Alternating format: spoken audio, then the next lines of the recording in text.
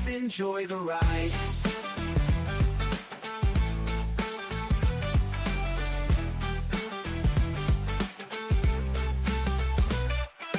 Pixel Warriors, swag on blast. Combo chain so smooth, we're built to last. Check the leaderboard, is that on top?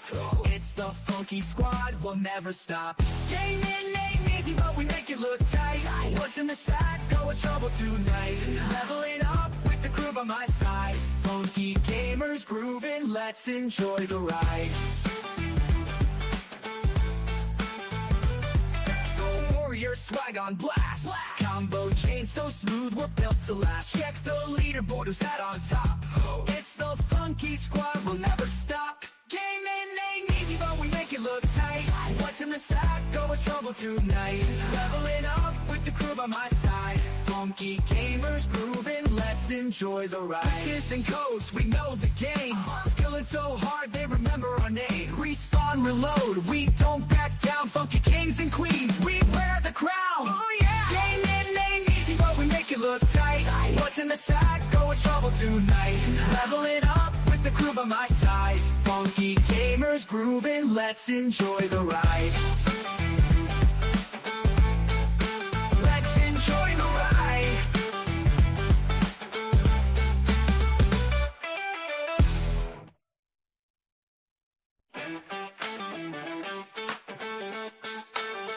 Heard a Foxy in the house.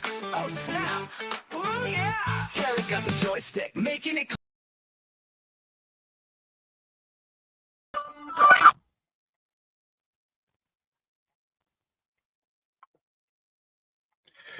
Hello, everybody. It's Tuesday night.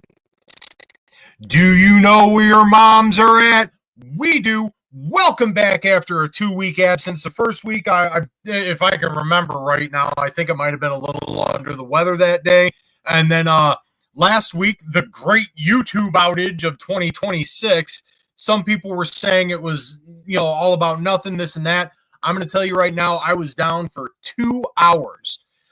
So we obviously going live was going to be next to impossible. From the entire panel, we apologize for that because we were ready to go. Thunder Melendez Pro already saying, my mom is next door. Well, okay, well, you know where your mom is at, so you're good. But yeah, it was just kind of a wild kind of thing that just happened last week with the outages and everything like that. But we're all past it. We're all here. We're all feeling good. We are all ready to go and ready. The chat is blowing up again. Thunder Melendez Pro, and you're somebody new I've never seen before. So welcome in. Weston has been hanging out. Talos has been hanging out. We got as soon as my chat here loads, what the hell's going on here? There we go. Chrissy Bakley is in the house. Everybody's starting to pour in. We're so happy y'all made it back, and we're so happy to be here for you guys. Frank in the house. How's it going? As Perry calls him, Frank. Frank is in the house. But yeah, everybody rolling in. We're so happy to be here for you guys tonight. Without further ado, let's get the panel in. And first up, Sonic. Yeah, we're gonna talk about Sonic, right? We're going to talk about a lot of stuff, more like a Sonic boom as an Xbox. But I'll just say this. I know where Phil Spencer's mother is right now. or maybe I know where he is. I don't even know. Maybe not. He might be on vacation. Who knows? I mean, his retirement, we're going to get to that. Trust me. We got a lot of ground to cover. Yes. Let's get wicked hot in the room. The beast from the east. How you feeling tonight, brother? I'm feeling great, but I know we survived the great blackout of YouTube 2026, but we never got our deposit back for renting Game Pass Man's time. We are never going to recoup that money back. It's going to take of course he took that shit and ran to the Golden Banana, and we ain't never seeing that again. One night, that money was gone. Change of hands real quick. That was, and that's how he operates. Damn you, Game Pass Man! Damn you. As he just goes. Which which we may have some words from him later. I mean, we will. But tonight's format, I should have said it before I brought you guys in the room, but I do want to get these things rolling because we got a lot to cover tonight. Because a lot of things happening. But tonight's format will be a little different because the last time we were on the air, we were giving kind of our own personal retrospectives on classic consoles. That's not changing. Tonight we will be talking about the Sega Dreamcast, but we will be doing that in hour 2 in place of the usual shenanigans. Though I do believe Game Pass Man will be showing up, so that'll be hour 2 segment. But hour 1, we got a lot of ground to cover. Big news cycle as far as gaming goes, and not the good kind. But we will start it off with something positive. But before we get into all of that, what have we been playing on this week, fellas? Perry, what have you been playing on? I've been playing on PlayStation. I've been playing. I played and I beat in one sitting. Reanimal. It's a brand new game that came out about a week ago. Okay. Beat that. It took me about a little over 4 hours. Then I've been playing back to back. I've been playing Resident Evil 2 and 3. I've been playing Resident Evil 4. I've been playing all the Resident Evils. Getting ready for RE9 this weekend. So there you go. There it is. What about you, Wicked? What you been gaming on this week? Well, I just wrapped up Chronos: The New Dawn. I was basically playing that all week. And then I finished off today with some Battlefield with Stevie. But let me tell you, that Chronos: The New Dawn is one hell of a game. And I didn't know there were multiple endings, so I'm going to have to play through it again on New Game. Oh, there you go. So the replayability is there. Oh, yeah, there's actually 3 endings. There's 3 endings. Okay. And I will say this at the top, and I know we all talk about it at the end of the show as we sign off, but if y'all aren't tuning in, these guys have been live streaming them, and I've been, popping in and checking out the streams and replays and stuff like all the games these guys been playing. So make sure you're jumping onto their channels and checking out their streams of these games and stuff like that. And I'm sure in this coming week, all 3 of us will be active on that because the first topic we're going to talk about. But as for me, much like Perry, I've been prepping for RE9. I'm still playing Code Veronica. And I've been bouncing between that and I believe I said this a couple of weeks ago, the last time we was live. I was bouncing back and forth between that and Metal Gear Solid 2 because I'm going back and forth between those. But more Code Veronica, just trying to finish it up. And I forgot how much of a bitch that tyrant boss fight in the plane was, and it took me forever to remember the fucking pattern, and I'm just like, oh my god, I haven't been stuck on a game that long since I was probably a fucking teenager, and I was screaming and cussing, it was like, what the hell, man. But that's where I'm at. Let's get into everything first, and we're going to start the show with something good, something feeling good, because everything else up until we start hour 2, there's a lot of uncertainty, a lot of negativity going on, and we just got to get thoughts out about that. But we mentioned Resident Evil 9. Damn. It drops this week. There have been rumblings that some people may be trying to get their hands on it early. For myself, I can't even make that attempt. I got to wait till I get paid on Friday to go pick it up. But are we ready, gentlemen? Are we ready for RE9? Perry, you've already said that you're already replaying through Resident Evils to get ready for it. How prepared are you for Resident Evil 9? I'm prepared. I know all the spoilers. Oh, God, you went and actually read through them all, huh? Yeah, I'm good. But you know what it is, too? That doesn't bother me. I got experience the game anyway, so I'm good. Like either way, I'm good. The gameplay is that's what I really want to do. I really want to play the game. I gotta play it. Even if it's no story involved, the game looks amazing just to play. So I'm down with that. I actually went to Walmart this morning, got out of the car, slid right on my ass. Thankfully, I didn't slide on my back, but my ass is killing me right now. So you could say I am butthurt tonight. Oh my god! God damn! It's one hell of a segue. It does hurt a lot. I'm just going to say that. Yeah. But, I busted my ass on the ground, sliding in the ice and shit, and that's just never fun. Never fun. I slid it's funny. It was like a medium pace. It wasn't even like a fast thing. It was like, okay, I'm going down, and then right on my ass. Not on my. Thank God it wasn't my back. If my back felt like this, forget about it. I'd be in the hospital right now. But Right. no, I'm all right. I'll probably be healed up in a couple of days. But Well, that's good. that was That's interesting, good. and they didn't have the game, so there you go. Broke my ass So for nothing. So double You L. got a bruised tailbone for nothing. Exactly. And wasted gas. Oh Jesus! You hate to Man. see it. That's horrible. You do hate to see it. You do hate to see it. Wicked, what about you? Are you ready to go? You prepared for Resident Evil 9? Yeah. I am so beyond ready for Resident Evil 9. I've got a big tube of lotion. I've got some tissues. Oh, yeah. I've got like You going to 5 Mac's white house? t-shirts. No, I'm just gonna be can't wait to see Leon on the big screen. And then I'm just gonna have a couple white t-shirts, something to clean up the mess, and then something to just rip out of them. Oh, so, man. I'm gonna get like a Hanes pack of 10. And I'm just gonna go to town. It's gonna be one hell of a night. I paid for my wife to get a hotel so she won't bother me. I can just lock the doors and I don't have to worry about a thing. I can just crank the volume up and just sit there, buck ass naked, just right there on the couch. It would be great. There you go. Great. Birthday suit and all, huh? Yep.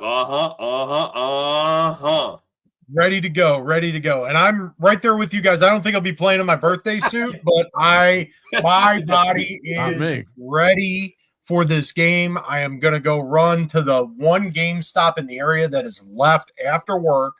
The second I get home, I'm going to start installing it. Hopefully I'll be able to play it Friday night because I want it physical. I'm going to pick up a physical copy.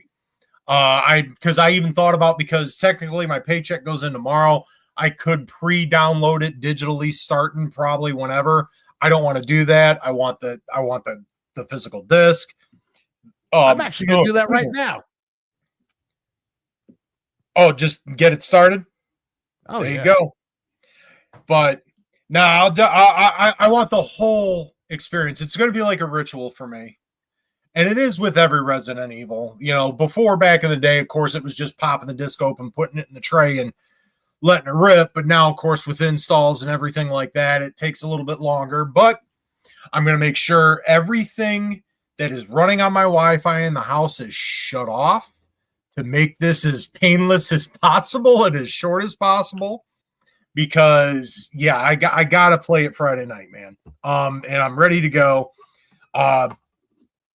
Been playing through all the older games, of course, this, that, and the other thing. But once it's ready to go, that's all I'm doing until the game is done. Now, I will pose one more question for you guys. Obviously, I'm sure the answer I know. I can speak English. I'm sure I know the answer to this already. But are you guys going to be putting your experiences with the game on your guys' channels? Oh, yeah, I'm live streaming it. Live if I streaming? don't get a hold of it early, I'm live streaming it. All right. You Wicked, you going to be doing the same? Yeah, I'm going to end up going to Walmart and just going to camp out there inside the building until they put it on the shelves and then cop it. Get out here before everybody else and be like, I never played a Resident Evil game before, but here we go. Could you imagine if I was the first one to get the copy?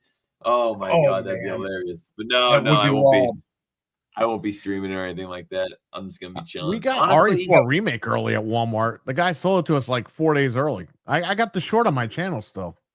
I legit want to be like, I got a Benjamin Franklin right here that says you put that game in my hand right now.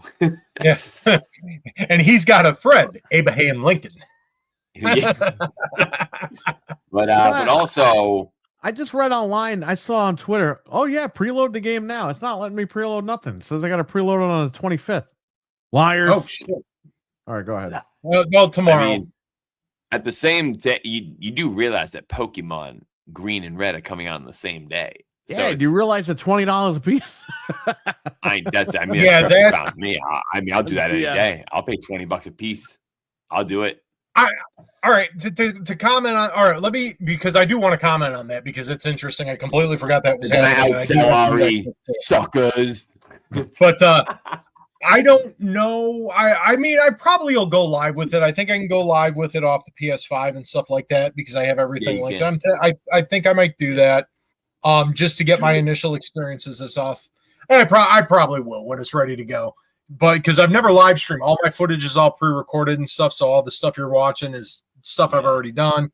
But being that this is like popping my cherry in it and get fresh set of eyes and stuff like that, yeah, I think I'll go live. So and you'll probably hear the wife in the background because she's excited for it too. She can't wait to see me play it. Nice. RE9. Yeah, I'm talking to her right now. Actually, she's excited and ready to witness the greatness that is going to be this game and the screaming and cussing. and she says the screaming and cussing. It's probably going to be a bit of that too. But love it. But all right, so we're all ready for RE9. But you did mention that Pokemon Red and Green are going into now is it just Switch because it's not going Nintendo Online. It's going to be eShop, right? Yeah, eShop. Right.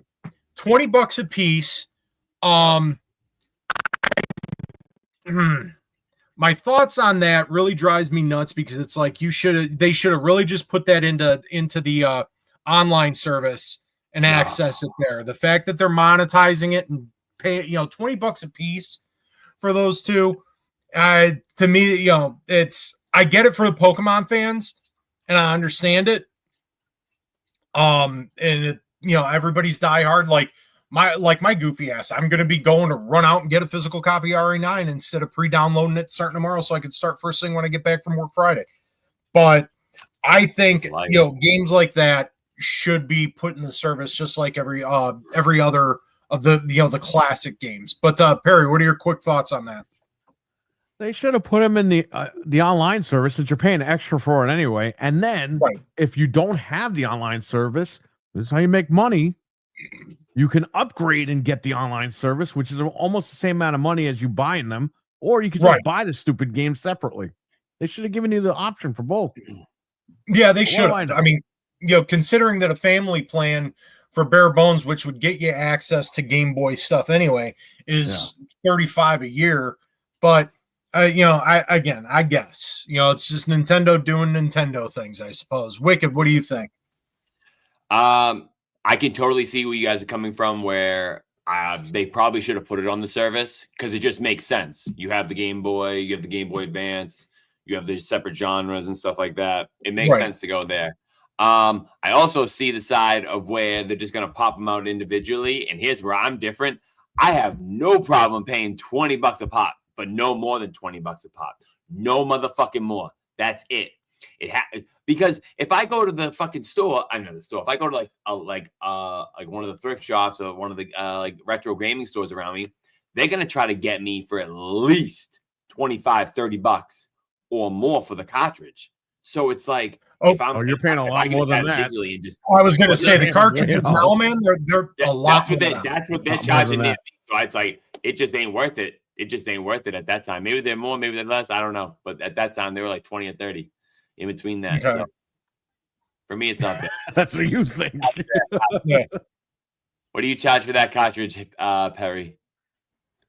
Those games, I think they go for about 80 a piece. If even, they might go for more. I want to say because I actually had my red and yellow rehabbed. I had to have the batteries changed because it wasn't saved. It wasn't saving.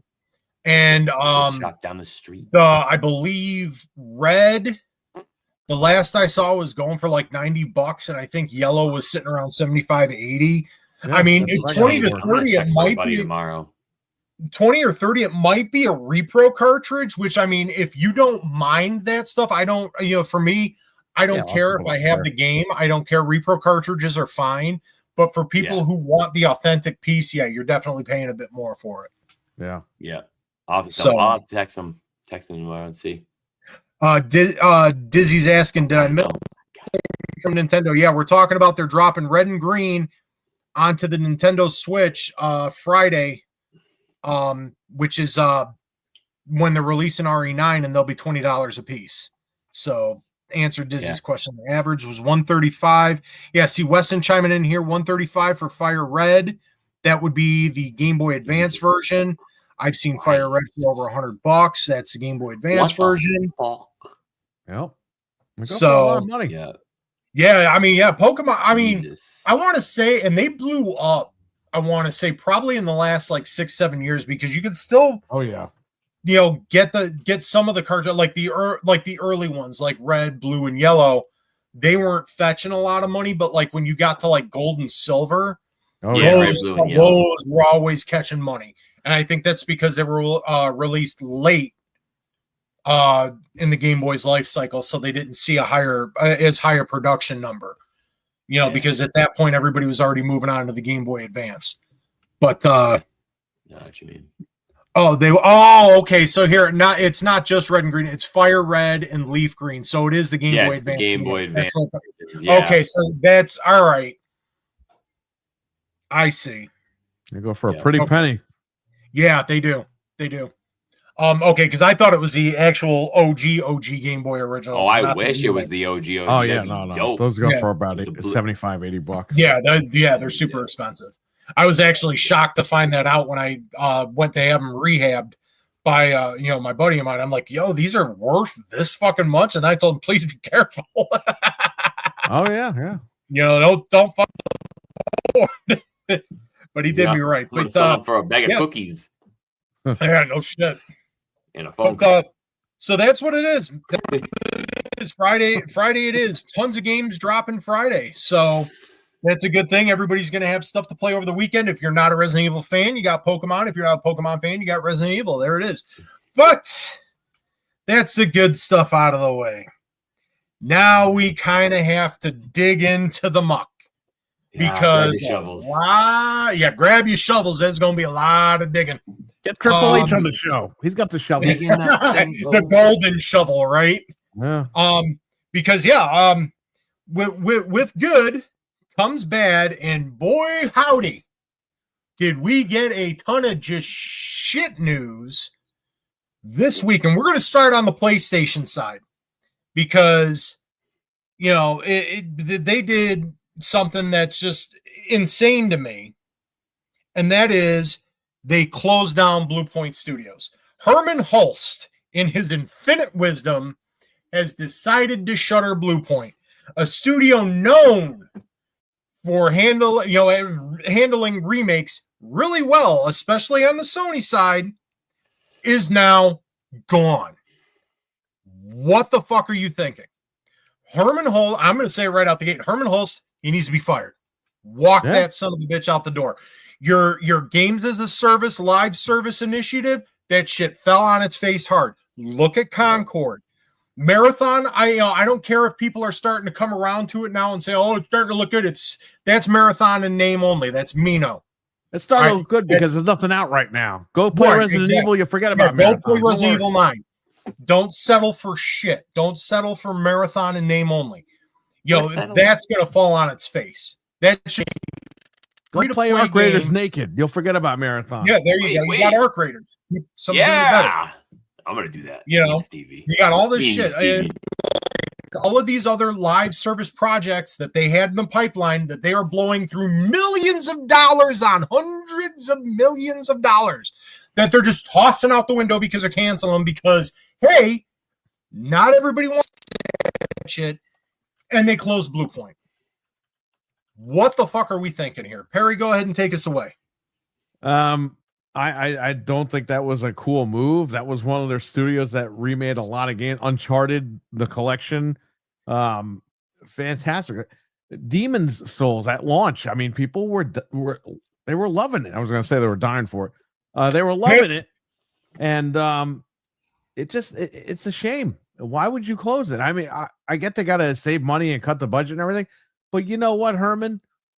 How about you stop making those stupid Horizon spinoffs that nobody wants and put Horizon back to bed? Because Aloy sucks. Okay. Anyway, Herman Munster, he needs to be fired. Fuck that guy. I hated him. I always hated that guy. Him and Jim Ryan. You wrap them together in a ball and throw them right in the little trash can. Like, these guys were horrible. Yep. They were. And this whole games as a service, live service initiative bullshit, Helldivers 2 was like the diamond in the rough. That was like the only good one. Yeah. And everything else, they've been trying to chase that since. And Sony, you need to wake the fuck up. People ain't coming to you for that kind of shit, they can go play Call of fucking Duty. Right. All right. Yeah. That's a multi-plat title. They can play that. You don't need that. Get back to doing what you're doing.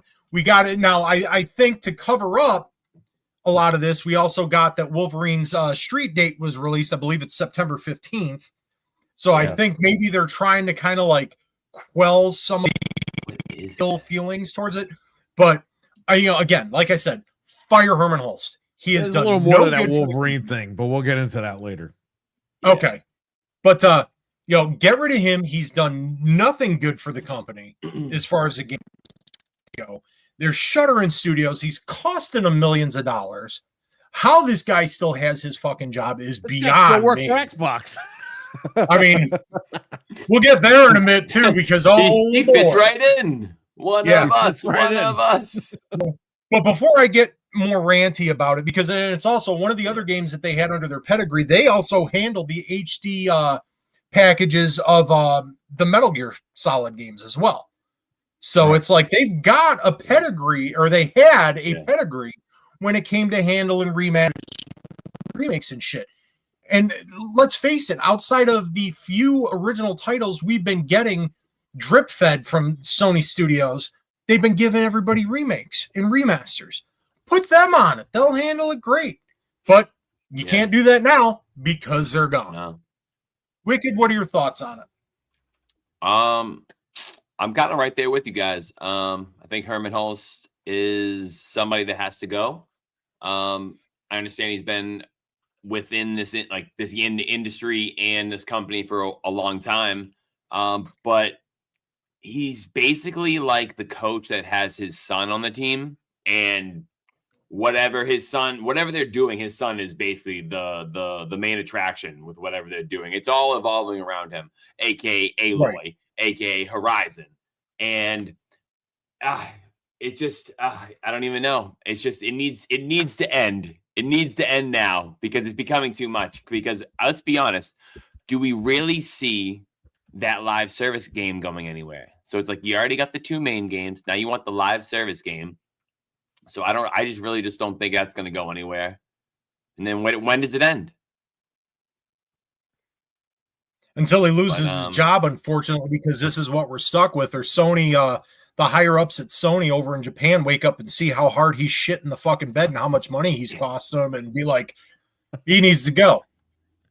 So, bro, he shit the bed worse than Dumb and Dumber when the bathroom scene with the candy bar. Oh man, yeah. There's shit everywhere. That's it. That's Herman. Mm-hmm. And like, he may have been something bad. He was in with Guerrilla Games and stuff like that, but that's like way behind him now. Huh? I already killed somebody. Oh, really? Well, that's something he really might have bad. been. But it's time, man. Herman Hulst is just the direction in the initiative, and Jim Ryan was a part of it too because he wanted it too, and he's continuing on this just legacy. And it's like they just don't get it, man. They're chasing the Fortnite dollars. Oh, what's up, hockey fan? Hockey fan in the room. Alrighty. He shit on the walls. He shit on the walls. Shit. Yo, Proto. I got something to add to that. All right. So with it, and then the studio, obviously Bluepoint is no longer.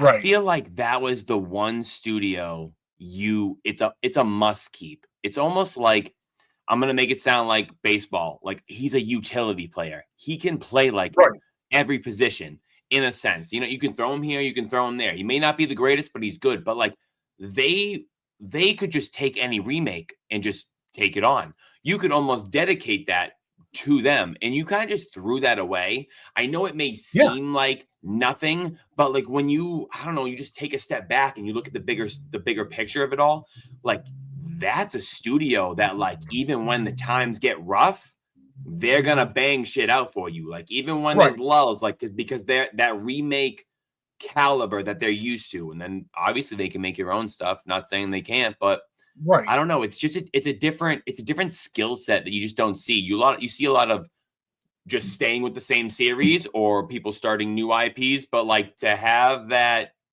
ace in the back of your, in the back pocket. It just, that's how I viewed them, and I just feel like it's a very dumb thing that they did. It was absolutely a waste. It was absolutely a waste, and that's what I was really kind of getting at when I said it too. When like these guys who are known for handling remasters and remakes, and right now, because again, everybody out there gives Sony shit for remakes and remasters, but let's call a spade here at the moment. With because Xbox, the one thing they've always done correct is backwards compatibility. And 360 generation stuff, you can play it on anything, just about all of it. It's not every single game. But the problem is backwards compatibility for PlayStation it stops at PS4 because the PS3 architecture was so difficult to work with that you can't do the same stuff. You can't just pop the PS3 disc and PS4, PS5. So that's where your bread and butter could have been. All of these games that were PS3 generation that fans have been asking for, you could have just had Bluepoint just pumping this shit out. Yep. And of course, you're still going to get the online idiots out there that are going, remake this. It's like, but these are titles that people have been asking for. I mean, we talked about it a bit with the Sony State of Play. I believe it was on your show because I think that was last week when we couldn't go live. But with the God of War remake, the trilogy, those are games the last time that they were really available was PlayStation 3. This just makes sense. Make them that studio to handle that shit and just pump this shit out, and you've got money. What's up, RWK? How you feeling tonight, brother? RWK in the room. It's guaranteed money because the hardcore Sony guys who are out there that want to play these games that don't want to have to hook up their PS3 if they still have them, to play them. Just pump this shit out. Hell, it's easy money. But now they're gone. So that's a non-point now. They're more worried about trying to chase that Fortnite money, that live service money. And it ain't working for them. And I'm going to tell you this right now. Just like I believe it was Frank where I put it up on the screen. Marathon is DOA. That shit, that is so ass. I'll let you know how it is. I want to play the beta. Oh my God. I can't even bring myself. I gotta try it. I gotta know. And the fact that they're doing like they did with Concord, they're making the same mistakes they made with fucking Concord. They're charging money for this. Like, what are we doing? Oh man, but fuck it up. That's that. Any more thoughts on that before we move on to the other big one? Yeah, fire Herman Hulst. That is for anybody out there that is tuning into the show that hears this and pass the word along. We here at Gaming Ain't Easy want you to fire Herman Hulst. We want Get him out. Pants him in front of the company and say you're fired. And then put a banana in his tailpipe. Yeah, and an apple in his mouth. And then we'll hear about how he was he was thrown under the bus 3 days later. Yep. There we go. Whoa. Because here we go. And I'm going to start this, and I'm probably going to go a little long about this because I've got a lot to say, and it's not even so much in regards to the situation. I do have thoughts on the situation, but I've got other thoughts that I'm going to lump into this. So it's going to be a bit of a rant. I apologize in advance. Stay with me because I think y'all will appreciate it.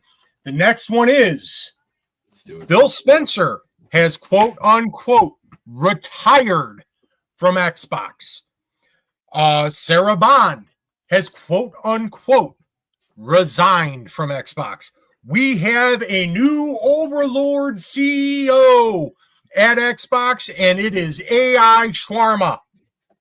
And no, I'm not saying her name right because I just fucking refuse to. I do believe that she's a fucking AI, but AI Shawarma has taken over the show, and she has promoted Matt Booty Cheeks to Chief Content Officer. And then there's a new guy, and it was funny, already lies out the gate. They said no other organizational changes are coming after this, and for another AI bro has been appointed to another higher up office under AI Shawarma. I forget the guy's name, but yeah. So Xbox. Oh man. Yeah.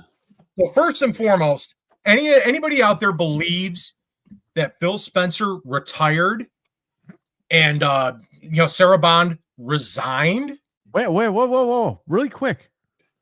Yeah. Remember when a guy told us on Gaming After Dark, a certain dog told us that this was going to happen? He was 2 months off.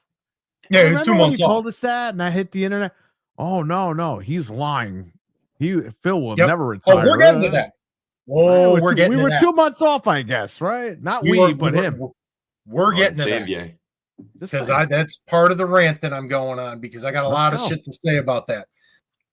But first off, anybody who actually genuinely believes that Spencer retired and Bond resigned willingly, I got a plot of property to sell you in Antarctica. All right, because that's full of shit. You don't walk into work on a Friday, retiring effective Monday. You don't walk into work on a Friday and you do your job. Just a few hours prior to the announcement that she is resigning, she was hitting up LinkedIn for feedback on Microsoft service, Xbox services, accessibility, I believe it was. They had no clue it was coming. They were removed, and Sakalak Nutella put AI Shawarma in place as his mouthpiece.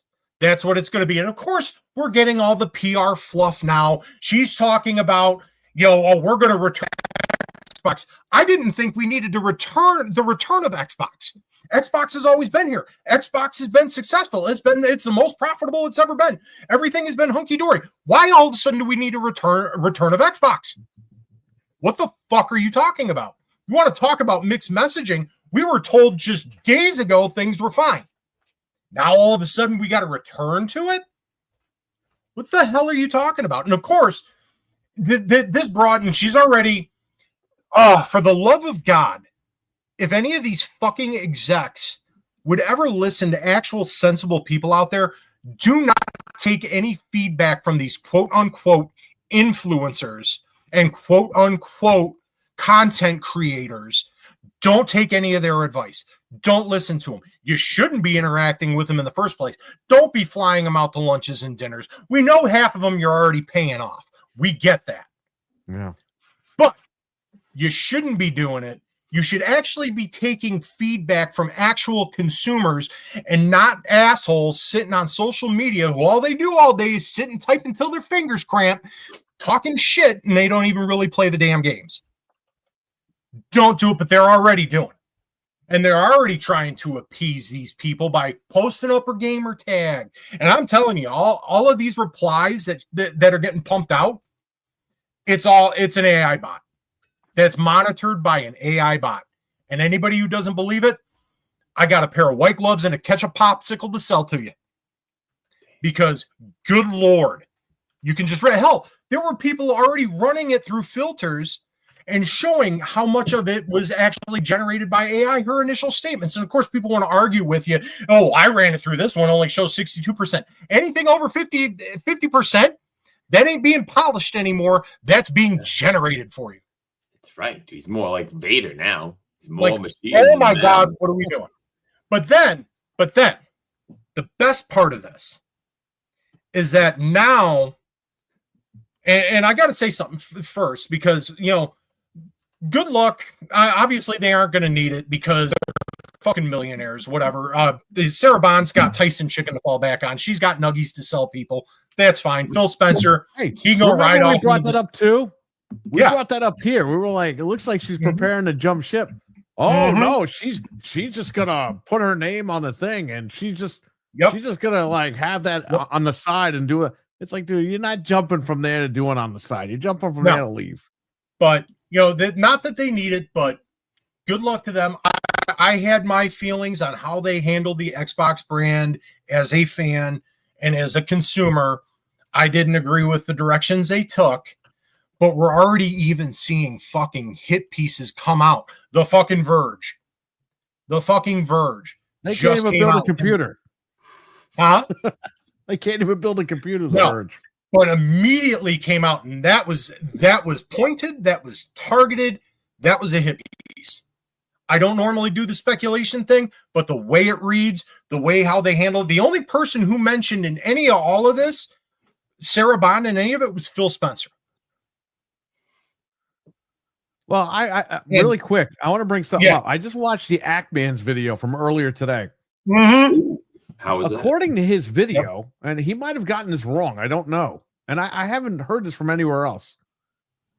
He said that Phil Spencer apparently was training this new woman months before she took over. So did Phil Spencer backstab Sarah Bond, or what's going on here? Right. And see, here's the thing. I don't buy any of that. Because first off, I've worked, like I still hold the position of management in the company I work for. It's more middle management, it's more lower level middle management, but I've worked corporate management before. I've worked in the finance sector. I know how this shit works. And everything that has happened is not how it's done. When you have somebody at that high level stepping down and you have a successor, this is announced, and it's announced publicly because you have shareholders involved. You have boards. You have to they have to know all of this is coming. This is announced publicly. Microsoft, the last I checked, is a public company.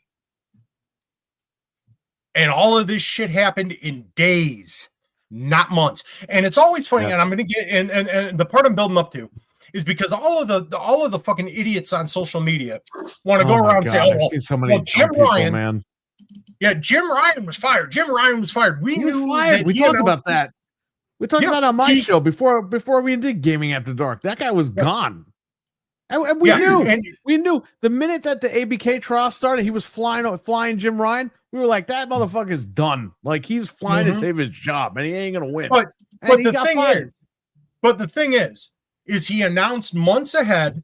They had successors in place. They did the typical corporate thing because, again, shareholders. This happened on a Friday, and his retirement was effective Monday. It was effective after the market closed, by the way. Yep, and that is exactly how corporations do it. Yes, because I've seen it. I've seen this before. Right? And then, we've all seen it before. Yeah. But the thing is here's where I'm going with this, because then I'm going to just kind of rant on the idiots for a minute. Because now we're seeing all this stuff come out. The hit piece about Sarah Bond, and I have my thoughts on how she is as a ran Xbox. But good Lord, they didn't just throw her under the bus. They fucking hit her with it and then backed up over her with it. Like, holy shit. And it's just like, wow. And like, who knows? Maybe some of it is accurate. Maybe she was a pain in the ass to work with. I don't know. I don't care. I don't care about the corporate politics of things when it comes to video games. I want to buy my video games, play them, and there we go. That's it. They did her so fucking dirty.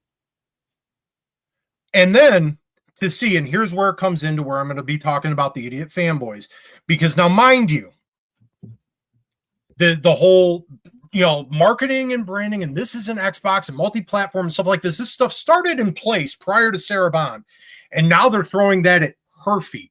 And now what's funny is all of these assholes that were out here telling us now, because we've been saying this shit for like years on our show here on Gaming Ain't Easy, on Gaming After Dark.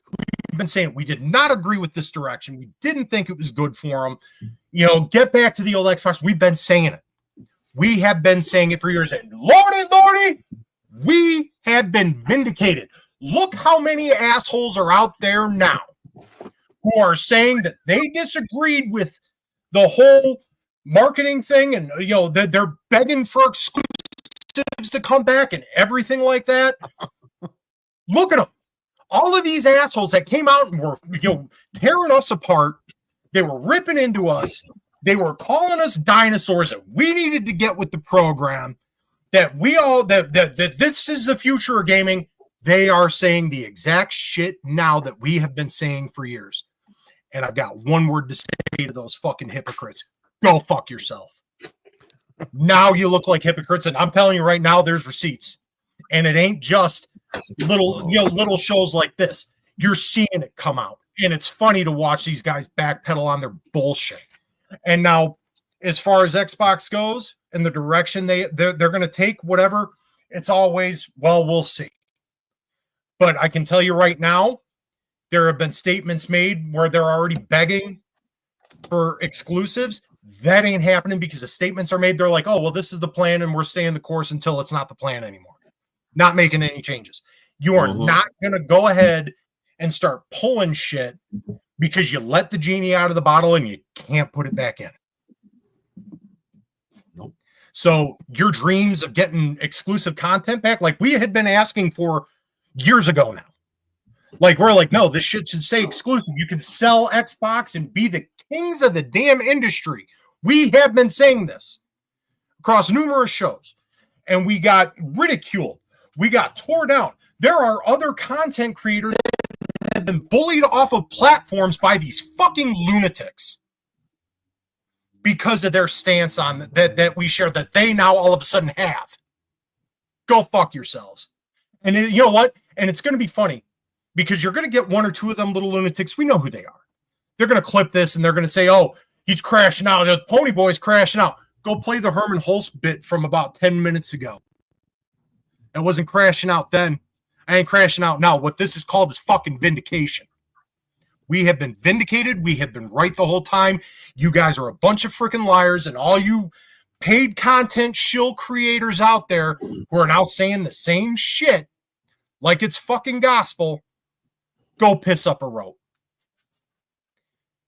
That's how I feel about it. As far as what's coming next for Xbox, obviously they're staying the course. I would be shocked if there's a next-gen console, and if there is, I've got one or two thoughts over it. It's either going to be something like Sega did with At Games for all those years, where it's basically they're just going to be putting out the console they make and putting the branding on it, or they're going to take the Rocket Ally and gut it, put it in a box, and they're going to put an HDMI port, and there's your Xbox Magnus now. And I'm going to tell you now, too, physical media, I can almost guarantee that shit will be gone. God. Game Pass in the Microsoft Store, those are your access points. And that's if a console happens. But year over year, they have been losing money on console since Xbox One. And don't you think for a second that this new person coming in who is actually, again, a mouthpiece for Sacalac Nutella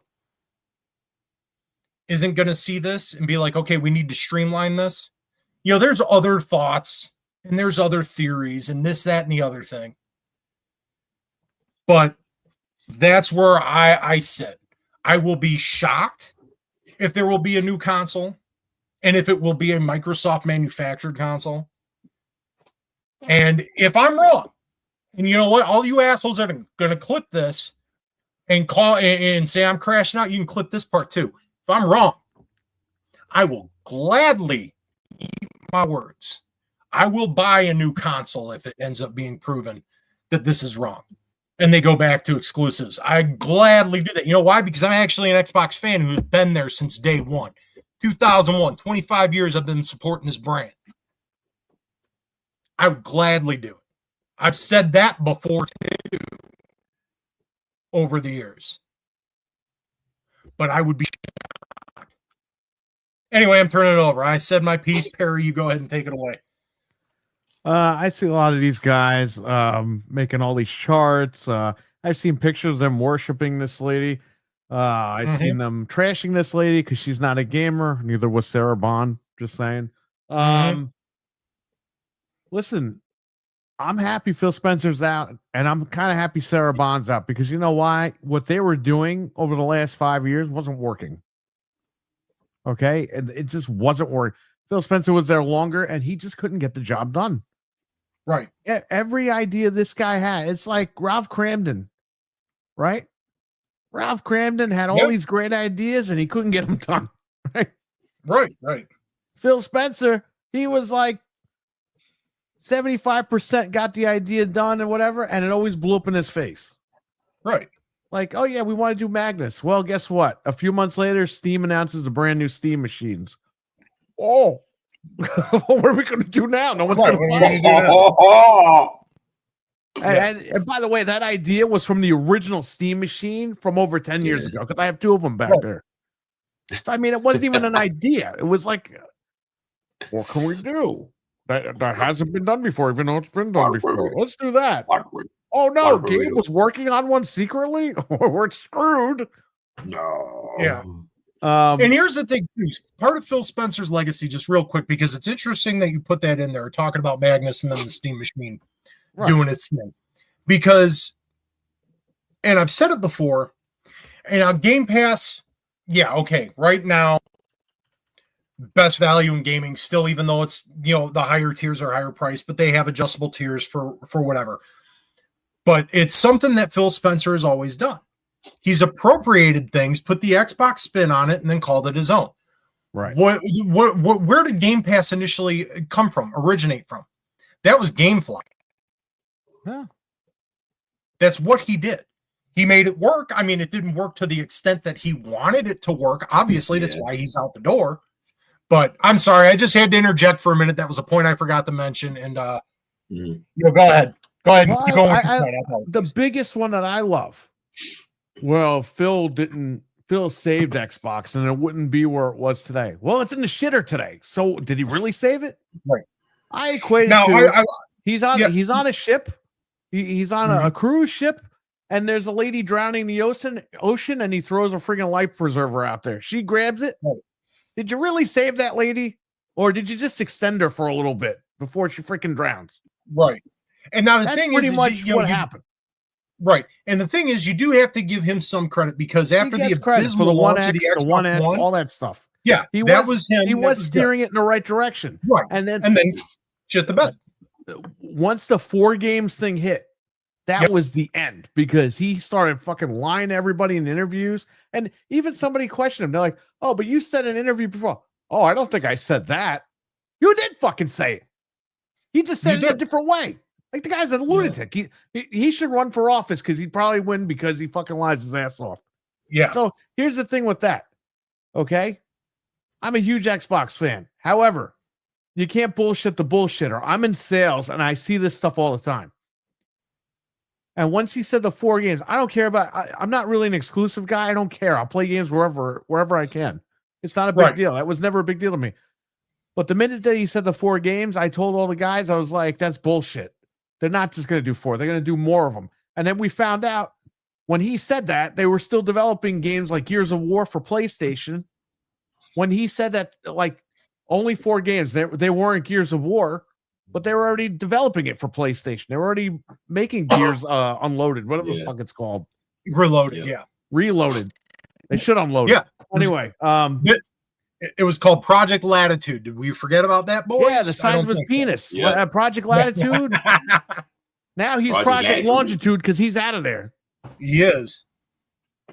That's so wicked. Go ahead. You're still going. Yeah, he did good. Like, we're not denying that. We followed it. I ran out and bought the One X. I bought the One S. I bought his console. I did all that. I kept staying on Game Pass. I waited for Perfect Dark, which they freaking canceled after they lied to everybody. He went out there and said, oh, yeah, Redfall, go out and buy it, right? He played 20 minutes of it. He knew it was dog shit. He still sold it to people for $70. And then he got called out on it. And he played 20 more minutes of it. And then on the Monday after it came out, he's like, they could have done better. Yeah. What was that? Yeah. You just stole everybody's money. So I don't feel bad for the guy. I'm glad he got fired. And guess what? Yeah. We all know where this is going anyway. This woman is the executioner for the brand. She's put into place. Now, here's the thing. The reason why she's saying all these things to get people to be, I'll give her a chance. Fine, give her a chance, no problem. But here's the thing. She's saying all that to keep you on Game Pass. Satya doesn't want these freaking 40% or whatever the hell. He doesn't want these guys running away because they fired Phil Spencer. So what's he going to do? He's going to have this lady have a prepared statement or AI, whatever the hell she did. Saying, guys, we're going to listen to you. Stay with us. We're going back to Forum. Don't leave Game Pass. We're going to leave Forum. But they're leading you on again. Yeah, and especially because Game Pass, like I said, I believe that Game Pass and the Microsoft Store and the cloud and all of that stuff, that's their future. That's your entry point. Nothing is going to change. They're just going to keep going where they're going, but they got to keep you on the ride until they get there. And that's the problem with Microsoft. Just rip the fucking Band-Aid off. And you know why they showed Wolverine today? because they were saying, hey, everyone that's mad about Friday, come over here. Now we have a date for this game. Come and buy our machine. Yep. That's why they showed Wolverine release date today, because they know that it's burning over there, and they're like, come over here. Come on, we got a release date. Yeah. You can still get the system for $399. Come over here. Yeah. Yep. Wicked. Go ahead and give some thought. All right. This is what I'm thinking, boys. This is what I'm thinking. Phil deserves a little bit of both. Deserves a lot of love, deserves a lot of hate. And I think it's split right down the middle. In my opinion, he was the one while the ship was sinking. I think he was the one that saved Xbox. Like Perry said, he steered it in the other direction. Things were looking good. They were promising. The 1S, the 1X, these things, we were starting to see progress. We were being shown things, and we were like, okay, we weren't just hearing them anymore. So I think he did save Xbox. But if Xbox is the ship, then that ship is the Titanic. And when we hit the iceberg, in my opinion, was ABK. The second he borrowed Microsoft's money, it became the controls started to lose, like be ripped from his hand. So while his vision was there, and we were there for that ride because we believed in it, it was slowly becoming the suit's vision, the bean counter's vision, because we had just borrowed, borrowed so much more money. They want that investment back. And while allowing their greed to get ahead of them, they basically sucked the soul out of the brand. And that's why a lot of us left. So at the end of it, Phil did lie, and Phil did spew a whole bunch of shit. And I feel like he kind of knew he couldn't do anymore. And I think that's why they probably were just like, hey, you know what? We're just going to cut ties, blah, blah, blah. We don't really need you anymore. I honestly thought Sarah was going to be the next one. Because everybody did. But everybody did. I mean, they were grooming her to be. The minute I heard that, I was like, she's not taking over. And everyone's like, what are you talking about? I was like, she's not taking over. You know what? You know what's funny? Because like you would assume so, just based off like how they're together a lot, this and that. The hierarchy. The interviews, they're so higher up. They're so high up. But then when you kind of like look back at it, and Phil's vision, and it seems like when Sarah came into the picture, like her vision was very much this mobile aspect. And I feel like that ideology might have like kind of drip fed in from her being in T-Mobile and her trying to extend the brand like the bean counters wanted. They wanted more money. So she was trying to extend the brand by using her ideology. But in reality, maybe that made her and Phil bump heads and shit. And Phil's and once again, that just went against Phil's vision. Because I feel like Satya just wasn't really vibing with Phil anymore. And I agree with you guys. I think the next lady that is in, I forget her name, but I think she is more or less on the same page as Satya, more than Sarah or Phil ever were. I think Phil was the more defiant one. I think Sarah was more in the middle. She was probably leaning on both.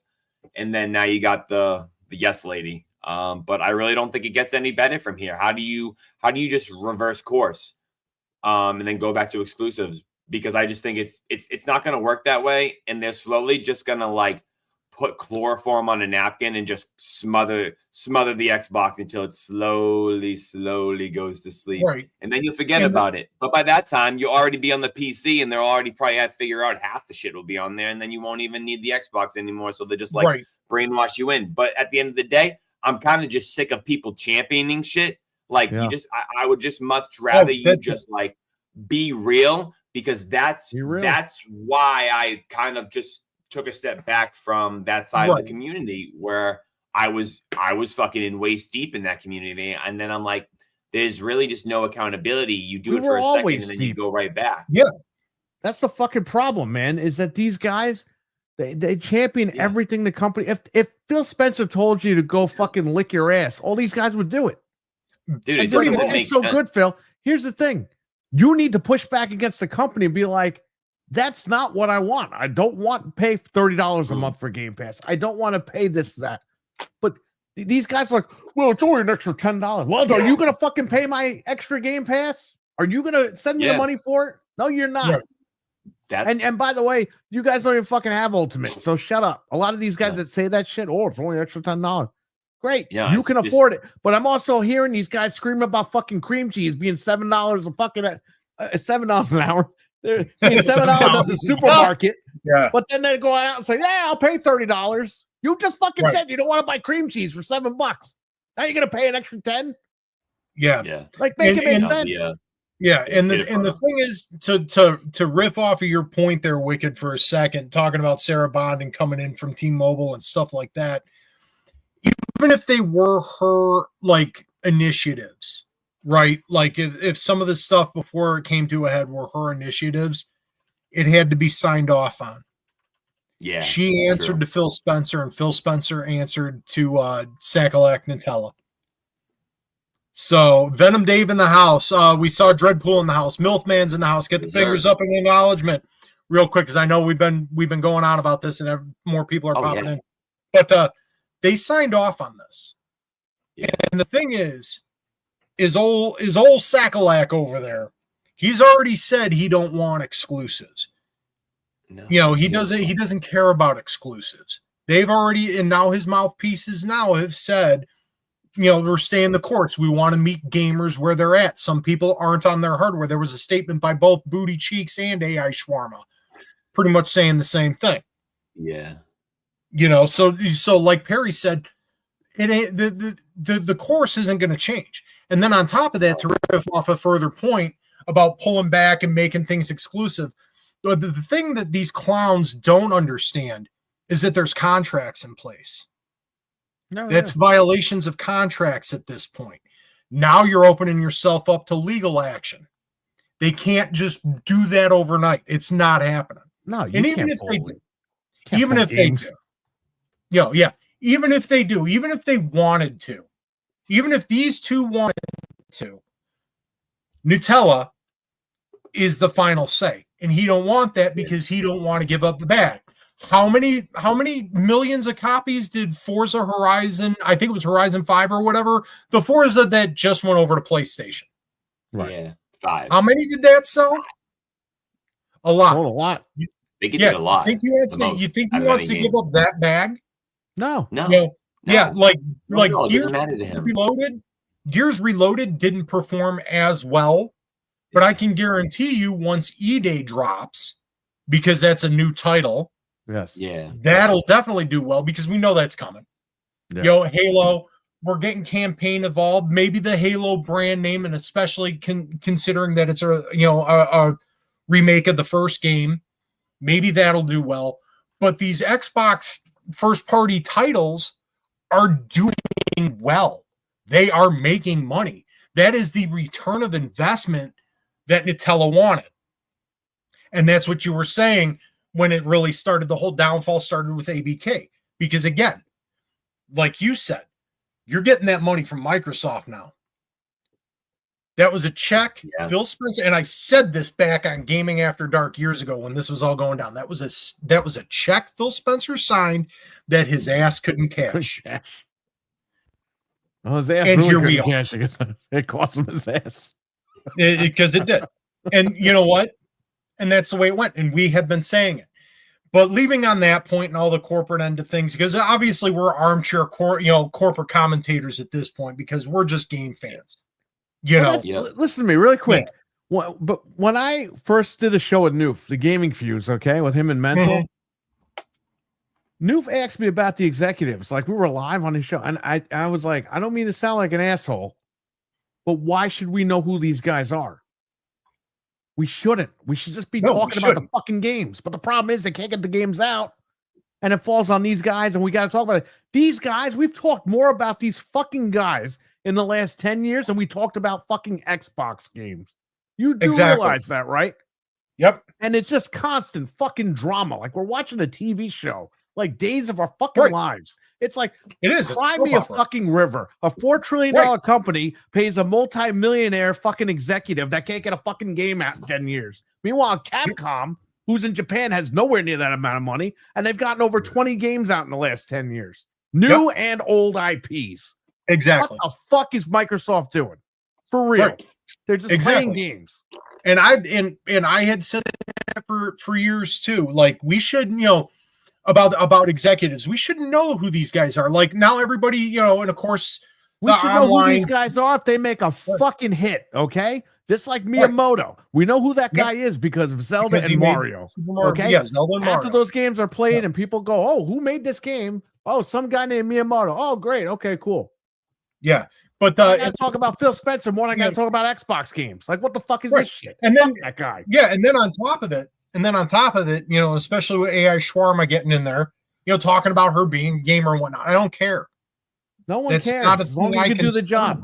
Doesn't matter. Exactly. Sarah Bond was not a gamer. As much as these guys are pretending. Yeah. She was not a gamer. Tim Dog even said she couldn't find the fucking X button when she was over there playing the game. Yeah. But, that's the thing. And it's just because all of these people put them on pedestals like they're fucking rock stars. And that's not what they are. And you're absolutely right. And we have all been saying we should know who these people are, unless, like you said, they put out a hit game or whatever. We shouldn't care, right. But that's how invested they are. And then, of course, Xbox didn't help its case any by having these people parade around and then get these quote unquote influencers and content creators to come out and fly them out to lunch and dinner and wine and dine them up. And that's where you talk about the receipts, because these guys, they're all changing their fucking tune now. Yeah, okay? They are. Because they gotta follow the money bag, okay? But all those fucking tweets are still up, all that shit. I'm not gonna fucking do all that. I don't screenshot. I don't have time for that stuff. But there will be people that do that. Yeah. But here's the thing: these guys, oh well, exclusives don't matter anymore. Now they're all running around. Yep. Oh well, maybe they'll do exclusives again. Oh, the horse has left the barn. The horse has left the barn. They can't do it. It's over. Like, this is over. I don't know why people don't understand. They're going to be a third-party publisher. They're going to publish on other platforms. That's where they're going. Okay. Yep. At the end of the fucking day, that's where they're going to go. Yeah. And if you don't want to believe that, fine. Stay on Xbox. Keep playing on it. You love it so much. You like to stick it up your ass. Great. Fantastic. Just talk to your doctor when you're done with it. And that's going to be a hell of a And then when they shut the services down, I don't want to hear you crying about it. Oh, yeah. So, and it's and that's the thing. It's like, and that's why part of my rant, I got into these clowns, because it's like, again, this is shit we have been saying, and now they're pulling the about faces, and now, like you said, the whole pictures putting her up on a pedestal, showing her like, first off, any of these clowns bitch about fucking AI, they need to just see themselves out the door now, because they use it more than anybody else, because they're AI picturing everything. You're seeing AI pictures of GIFs set up of like them in wrestling matches, and all of a sudden now, like, they're taking out, they've thrown out Phil Spencer and Sarah Bond, these people that they have championed and parroted for years, threw them out faster than Microsoft did. Oh yeah, I've seen it. Because they were told to, and they did it, and they loved every second of it. Now all of a sudden they're pulling the about faces, like you just said, with exclusives, with this and with that. No, we hated this is an Xbox campaign. You assholes out there, going, folks, everything's an Xbox, and hold the line, everything's an Xbox. Bro, hold the line. They can't even hold their dick anymore. Hold my ass. And now they've about faced. This is why I said, that's why I said, go ahead and, the few little clowns out there that think that they got gotcha moments when they come in and come after us, and we just laugh at their asses. It's like, go ahead and clip that and call it a crash out. Nah, it's vindication. We have been vindicated. And now, we may not be right 98% of the time, but when we are right, we're right. And it feels so fucking good. And you can take that Trojan horse and shove it up your ass. I love it. That's how I feel about it. Yeah, and I'll say this too. Like I said a few minutes ago, it's like, if you really believe they're going to fix this, you enjoy a little Xbox, but it ain't happening. Ride it out. This is on the way out. The hardware is done, okay? So you take a little Series X, you tuck it in the bed every night, and then when they say we're done, That's it. What are you going to do? You're going to take it out back. You're going to bury it. You're going to trade it. It'll be worth $1 at GameStop because they're not going to take it. If they're even around, they're on their way out too. So yeah, like I said, I've got one left in my area. I will say this, okay? If you're an Xbox fan and you're on the fence and you don't know what's going on and you don't want to make a jump, just sit back and wait because you waited 100 fucking years for these games anyway. Just sit back and wait a couple of months. See where this goes before you invest any more money into the ecosystem. Because you've waited a lifetime. You waited a lifetime. Power your dreams by fucking waiting again. Okay? Like this. So just wait. See where this goes and see if that's where you want to keep investing your money. Because that's the whole thing. If they get rid of the hardware, what happens when they don't get more subscriptions to Game Pass or they lose more subs? Are they going to shut everything down? We don't know. We don't. And that's the thing. It's like we can speculate. We can speculate all we want, but at the end of the day, it's always a wait and see, right? Because you got to see what direction it's going to take. And this is, and honestly, to get to the point and not get so heated about it, this is actually a very big upheaval when you sit back and really take it in and look at it. Yeah, we shouldn't know who these execs are and we shouldn't care, but it is a massive management change. And with massive management changes come, different shifts. It all depends on who comes in, who put them there. Well, I'll say this really quick, and then you can continue. Okay. Sorry, but I got to say this. If this came 5 years ago, I would have had a lot more hope. Right. This lady's about 5 years too late. Because there's no way you can fix it. There's no way you can fix it. The name is tarnished. Xbox, that name is tarnished. And it's just not me saying that. You talk to kids, okay? Frank's nephew, all the kids talk about at school is PlayStation. Yeah, none of them talk about Xbox. If you have an Xbox, you're an idiot to those kids. Yeah. Okay. It's like the old person thing, or like it's not the thing that's in. Okay. So they need to fix that.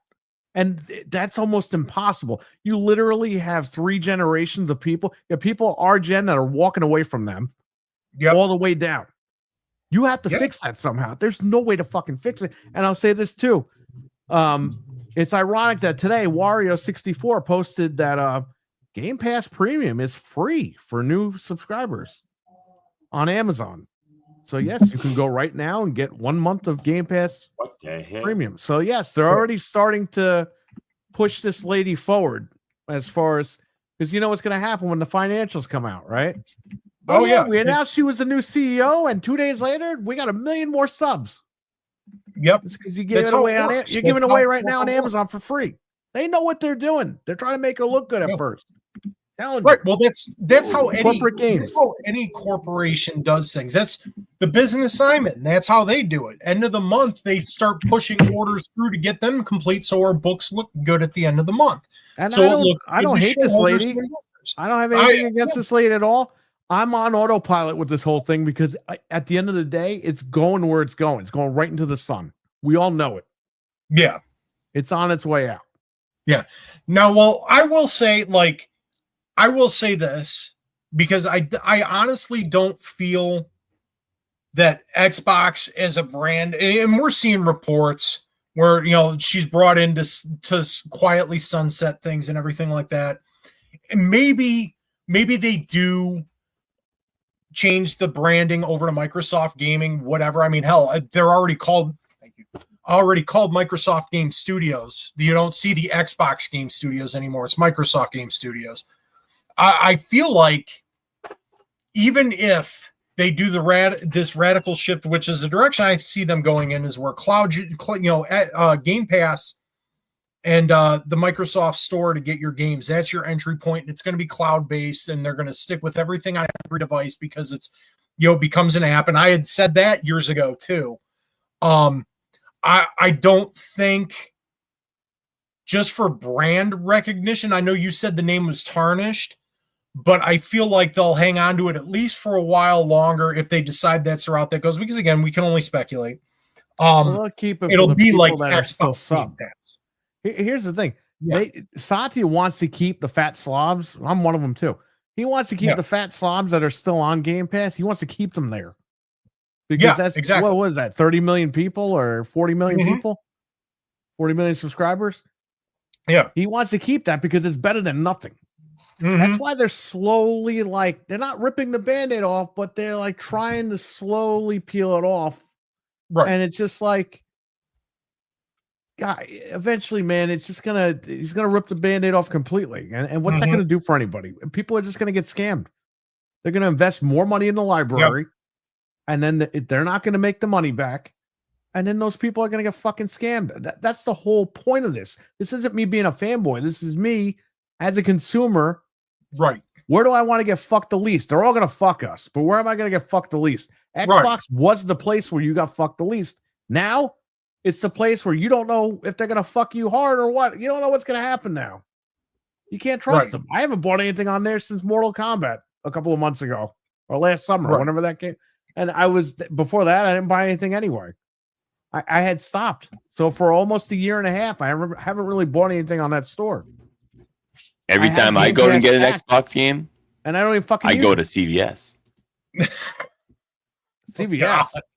Yeah, because I need to get some makeup because I like to look pretty before every time I get fucked. Oh yeah, what are you, John McClane? Yeah. Anyway, yeah. So listen, I'll just say this. As a gamer, guys, just take yourself out of it and look at the big picture and say, okay, maybe I can wait before I buy some more Xbox games. Because guess what? All my library's stuck on Xbox. I'm fucked. Okay. I'm called this Grand Pony, Sony Pony guy. I have like no games on my fucking PlayStation at all. Because I didn't trust them to build my digital library. I trusted Microsoft. Right. So all my shit's over there. That's why I have fucking 16 consoles in the house and that work. And they're mine. They're hooked up. Yeah. We don't have stock in the fucking store because nobody fucking buys them anyway. Just saying. Yeah. But that's it. That's all I got to say is just be cautious with what you purchase and where you're at. And open your fucking eyeballs, okay? This lady's not your fucking friend. She's not going to fuck you. Take a poster off the fucking wall. You got the internet. Look at porn that way. You know what I mean? Like, grow the fuck up. I'm just saying. Really? It's that whole mentality, the rock star thing, whatever, like the putting her up on a pedestal. They aren't your friends. Like you said. They're not your friends. They never were. They're corporate business people. It's it. And like you said, you take a step back, and as gamers, at the end of the day, we're consumers.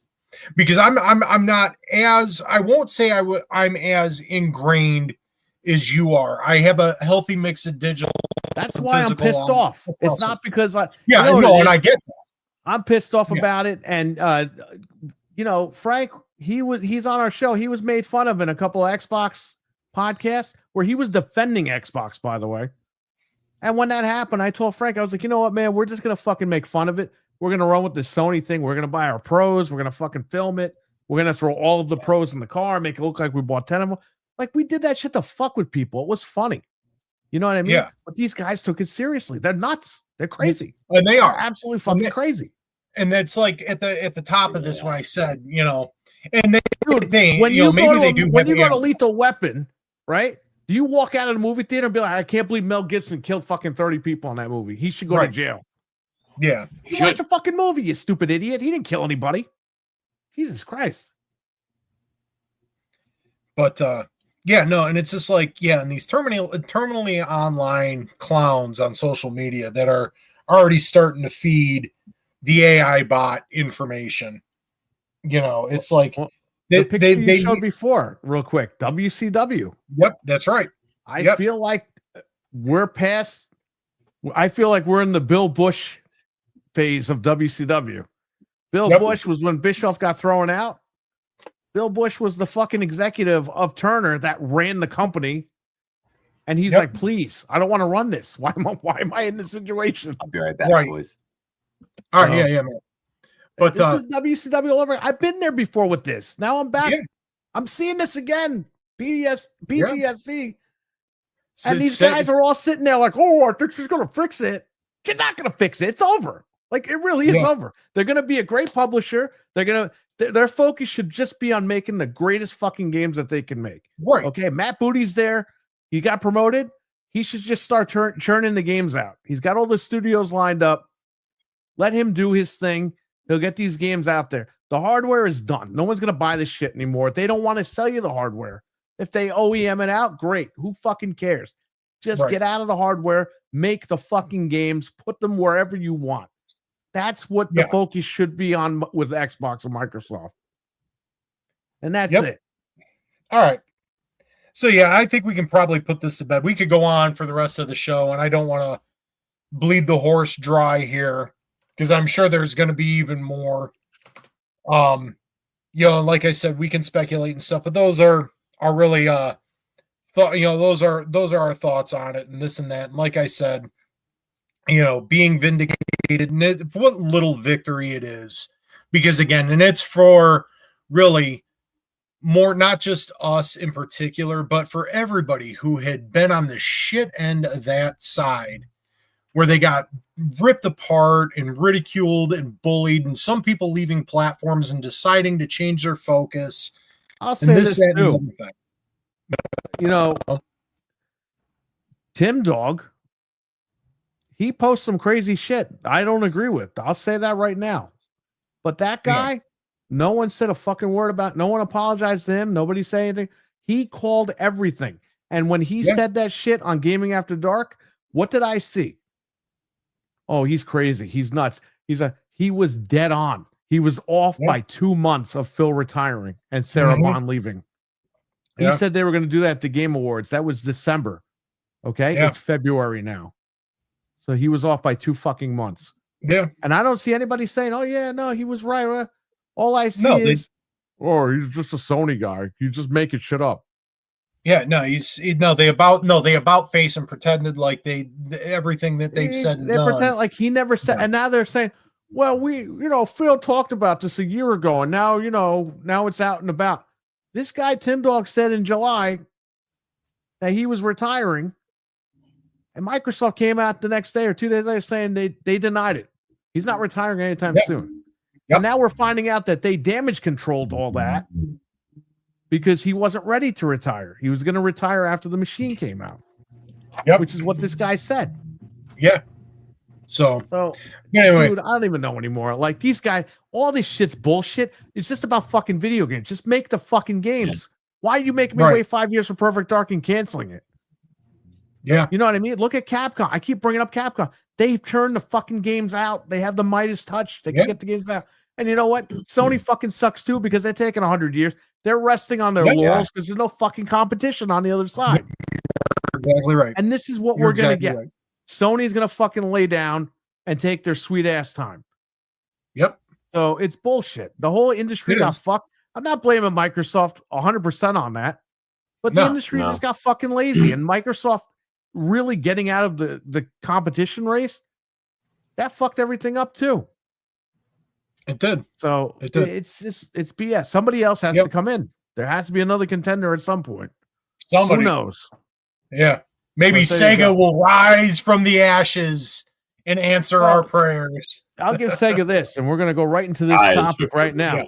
But at least Sega ripped the fucking Band-Aid off and said, you know what, guys? We're fucking done. We're going to be a third-party publisher. We'll see you on the other side. They didn't say, we're going to put our games on Nintendo, and if you want a Dreamcast, you could fucking play anywhere. They were like, we're fucking dead. Yeah. We're dead. We're going multi-plat. You'll see Sonic and Smash Brothers. Have fun. Yeah, that's it. End of story. Done. Yep. But speaking of Sega, now we're a little into hour 2 here, but the hour 2 topic and stuff. And first off, let's get more acknowledgments because more people are coming in. Of course, acknowledging Milfman in the chat. Dreadpool was in here. Stevie Mac popped in. Pink popped in. Hello, everybody. Beautiful people. Thank you for tuning in. We're so happy you're here. But now the fun stuff. We're getting past the ugly stuff. We've vented all of that. We're moving on beyond it. This, that, and the other thing. We're going to do something fun. We're going to continue our personal retrospectives on classic consoles and start dropping in the chat now what you guys want to see after tonight, because we will be talking about the Sega Dreamcast. But after tonight, start dropping in what you maybe want to see next. I'll put up a poll again, just like I did for this one. That now it's like we're a few weeks behind because shit happens. But that'll be next week's lead topic when we go into it. But we're going to talk about the Sega Dreamcast, and I'm going to say right off the bat that the Sega Dreamcast is still my favorite console of all time. I was there, $99.99. Had to have it because everything just looked so incredible. And this, and at the time, in September of 1999, we're still playing on OG PlayStation, and we're still playing on N64. Everybody still got the Game Boy colors. The Game Boy Advance was a gleam in Nintendo's eye, and everything like that. The Dreamcast was the first shot fired in that gen for next gen. I believe it was the 6th gen, if I recall correctly, right? And maybe, it had to be. I don't know the numbers anymore. It's we're so far ahead, but I want to say it was 6. So far ahead. Yeah. But that was the first shot fired. And this thing did so many things that were ahead of its time. You had online play via a modem that was built in. Yes, you had you weren't using DVDs because DVDs weren't a popular media just yet. That didn't hit its stride till about a year later. DVDs were still expensive. DVD players were still expensive. That's why the PS2, its launch price was so high because it was a built-in DVD player. But the Dreamcast did so many things. It had your 4 controller ports in the front, much like the N64 did, so that included your now what we call couch co-op, but that was multiplayer back then.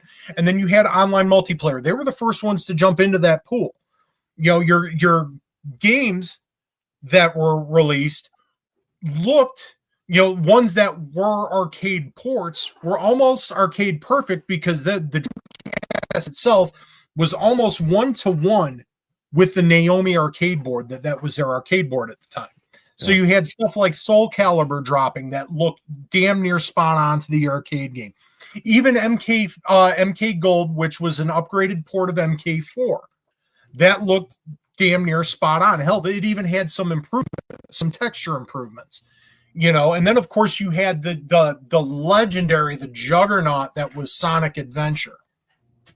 And stuff like that. And then of course it made their arcade ports easier, stuff like Crazy Taxi. And stuff like that. I'm going to say, like I said at the top of this, I was there day one. And Sonic Adventure and a game I'll get on camera because we're not going to do the full segment today. And this isn't even my original copy, unfortunately. I had to rebuy it because my original had disappeared. But let's see if you can see that is Blue Stinger. Yeah. I bought this at launch. And this is a game you should play before you die. This is really good. This is an out of left field, wild ass survival horror game, and it's a lot of fun. Elliot and Dogs. Yeah, Elliot and Dogs. And I'm gonna go back and replaying it, but oh my god, yeah, just the dialogue. It was so cool. But you had other stuff too. There was I forget. There was another survival horror game, Carrier. Carrier was there. And then, of course, we eventually got Resident Evil Code Veronica with all the, or not all. You have ports of Resident Evil 2 and 3. I mean, this machine was this was how it felt. That's how Next Gen felt back then. And it was ahead of its time. Yeah. Here's the thing with Sega, right? People give them shit for the 32X, the CD, the Saturn, all that. Sega's intention, okay, believe it or not, I know it's hard for a lot of people to believe all these years later. Their intention was always to bring you the arcade experience in the living room. Exactly. The thing is, they were just over enthusiastic. They absolutely were. Created the hardware. They were excited to get it out to the consumer. It wasn't like as much as people want to think it was a cash grab. It really wasn't with them. They weren't trying to just rip people off. They gave you the 32X. It was $150 because that's how much the shit cost them to make. Like, it cost them a lot of money to make that shit. but they were trying to get you the latest tech. They were trying to outdo Nintendo. Like They really were. They have one box. Well, we're going to give them. It's kind of like with Xbox. You know what I mean? Right. Well, Sony's got the PS4. We'll give them the Xbox One X. You know what I mean? Stuff like that. That's what I saw with Xbox. I saw the Sega in there. I was like, this is great. Well, with Sega, they just tried to make things better for you. They gave you the CD and everything. Yeah, the shit flopped. It didn't get much support because it didn't get an adoption rate. Only rich people or people with cash were really buying that stuff, the add-ons and stuff like that. It just didn't hit. But they couldn't lower the prices because they couldn't afford it. Right. But I will say, you know, they fucked up with the Saturn because they said, you know, it's not our future. That was stupid. Whoever said that was stupid. Yeah, that was a dumb move. That was a huge dumb. That was a fucking what's that guy's name with the crappy haircut? Don Matrick. Yeah, it's a Don Matrick move. But the Saturn, I'm sorry, the Dreamcast, that was the swan song. They got it. They nailed it. That is the Naomi arcade board right in your living room. Yeah, it was. And on top of it, that the launch price of it back then, because I believe it was $199 if I remember correctly when it launched. So it was a very attractive price. You were getting the arcade experience. It was Sega finally realized what they were trying to do for all those years. They hit it a bit initially in the early days of Sega Genesis because 16-bit hardware was a bit more primitive. So it was like, some of the early ports were dumbed down, but towards the end, some of the ports were getting to where they could be. Now, it wasn't still quite the arcade experience, but this here, the Dreamcast was it. And then the beauty part of the Dreamcast was, and we haven't even gotten to this yet, was the fact that not only like the controller, but you had the VMU. And that was a step ahead of everything at the time because obviously people were still using memory cards, but this was something different. And then I don't know if it ever came into the States. I don't recall because arcades were kind of like hit and miss around that time. People were really starting to do the buy-in to just being home console gamers. You started to see that shift. But I think they did it in Japan where it was like if you were playing games that were ported over to the Dreamcast and you had your VMU, you could carry your progress over, your scores and everything like that if you had your VMU with you. And that was innovative then. Yeah, you know? Cool. So like you have your VMU in your pocket and all you're in an arcade and you're playing like Soul Calibur or you're playing Crazy Taxi or whatever. Pop your VMU and you can carry your progress over. Now, unfortunately, arcades were starting to kind of be sunsetted. They started to become niche, this, that, and the other thing in favor of consoles. So that was kind of like one thing that was, I don't want to say it was maybe a bump in the road for it, but you were still having, like you said, that experience at home. But one of the big things, we'll get to that in a bit. Let's get with our launch experiences first. Now, obviously, Wicked, you weren't there for the launch, but you can talk about the experience you have been experiencing as far as the games go and everything. But I gave a little bit of what I experienced at launch. Like I said, I got it. You know, I had it day one. You know, Sonic Adventure, Blue Stinger, and then I'm trying to remember what else I had because I did end up getting another game about a few weeks later, and I maybe it was MK Gold because I know that was a launch title, and of course I had to have MK Gold because I'm a Mortal Kombat fan. But Perry, what was your launch experience like? I actually so here's a funny thing. The Toys R Us in Poughkeepsie, I was visiting family up here, and I went to Toys R Us, and they were like, "Hey, trade in a PlayStation and 10 games." And you get $100 off the Dreamcast, off the final price of it. And that was the pre-order. So I had actually bought on eBay a broken PlayStation 1. It said it was broken. I typed in broken PlayStation, right? Because people would spell stuff wrong. Got one for like $10 off eBay. And all I did was flip it upside down and it fucking worked. So I left it up here. So when I come to visit, I didn't have to bring mine all the time. Well, I happen to have 10 games up here and that machine, and I saw that deal, and I ran across the street, got all my stuff, went back, got the $100 credit with the pre-order. So the Dreamcast, you know, after the trade and everything, was only $99. Oh my god! But I had the pre-order for $99.99. Now, Yeah. I didn't live up here at the time, so I went back home about an hour away, and then that Saturday, the what was it, probably the 11th, right? I came up Yeah. and went to Toys R Us, got it. I got Sonic Adventure. Oh no, wait, did I get Sonic Adventure? I think I just got Mortal Kombat Gold at launch. I can't remember because I think Sonic Adventure I got for Christmas with Soul Calibur. But I probably bought Mortal Kombat and then I probably rented Sonic and Soul Calibur, if I can remember correctly. But yeah, I mean, that was fucking fantastic. It was a nice little machine. It had the 4 ports. It was small. And it was great. It's unfortunate. What really hurt that thing was Sony was coming out with the PS2, and for an extra $100, it came with a DVD player. And it was coming out 1 year from the Dreamcast. So you gave people a head start to save an extra $100. That's what a lot of people did. Yeah. And it was really a 2-factor thing because that was a big one. It was the PS2 launching a year later, but the other one was piracy. Well, we'll get to that in a minute, but yeah, we'll get to that in a minute. Yeah, that was a 2-factor. I'll say one thing though: if the PS2 didn't have DVD, the Dreamcast they would have went head to head a little bit longer. That's the way I feel about the whole thing.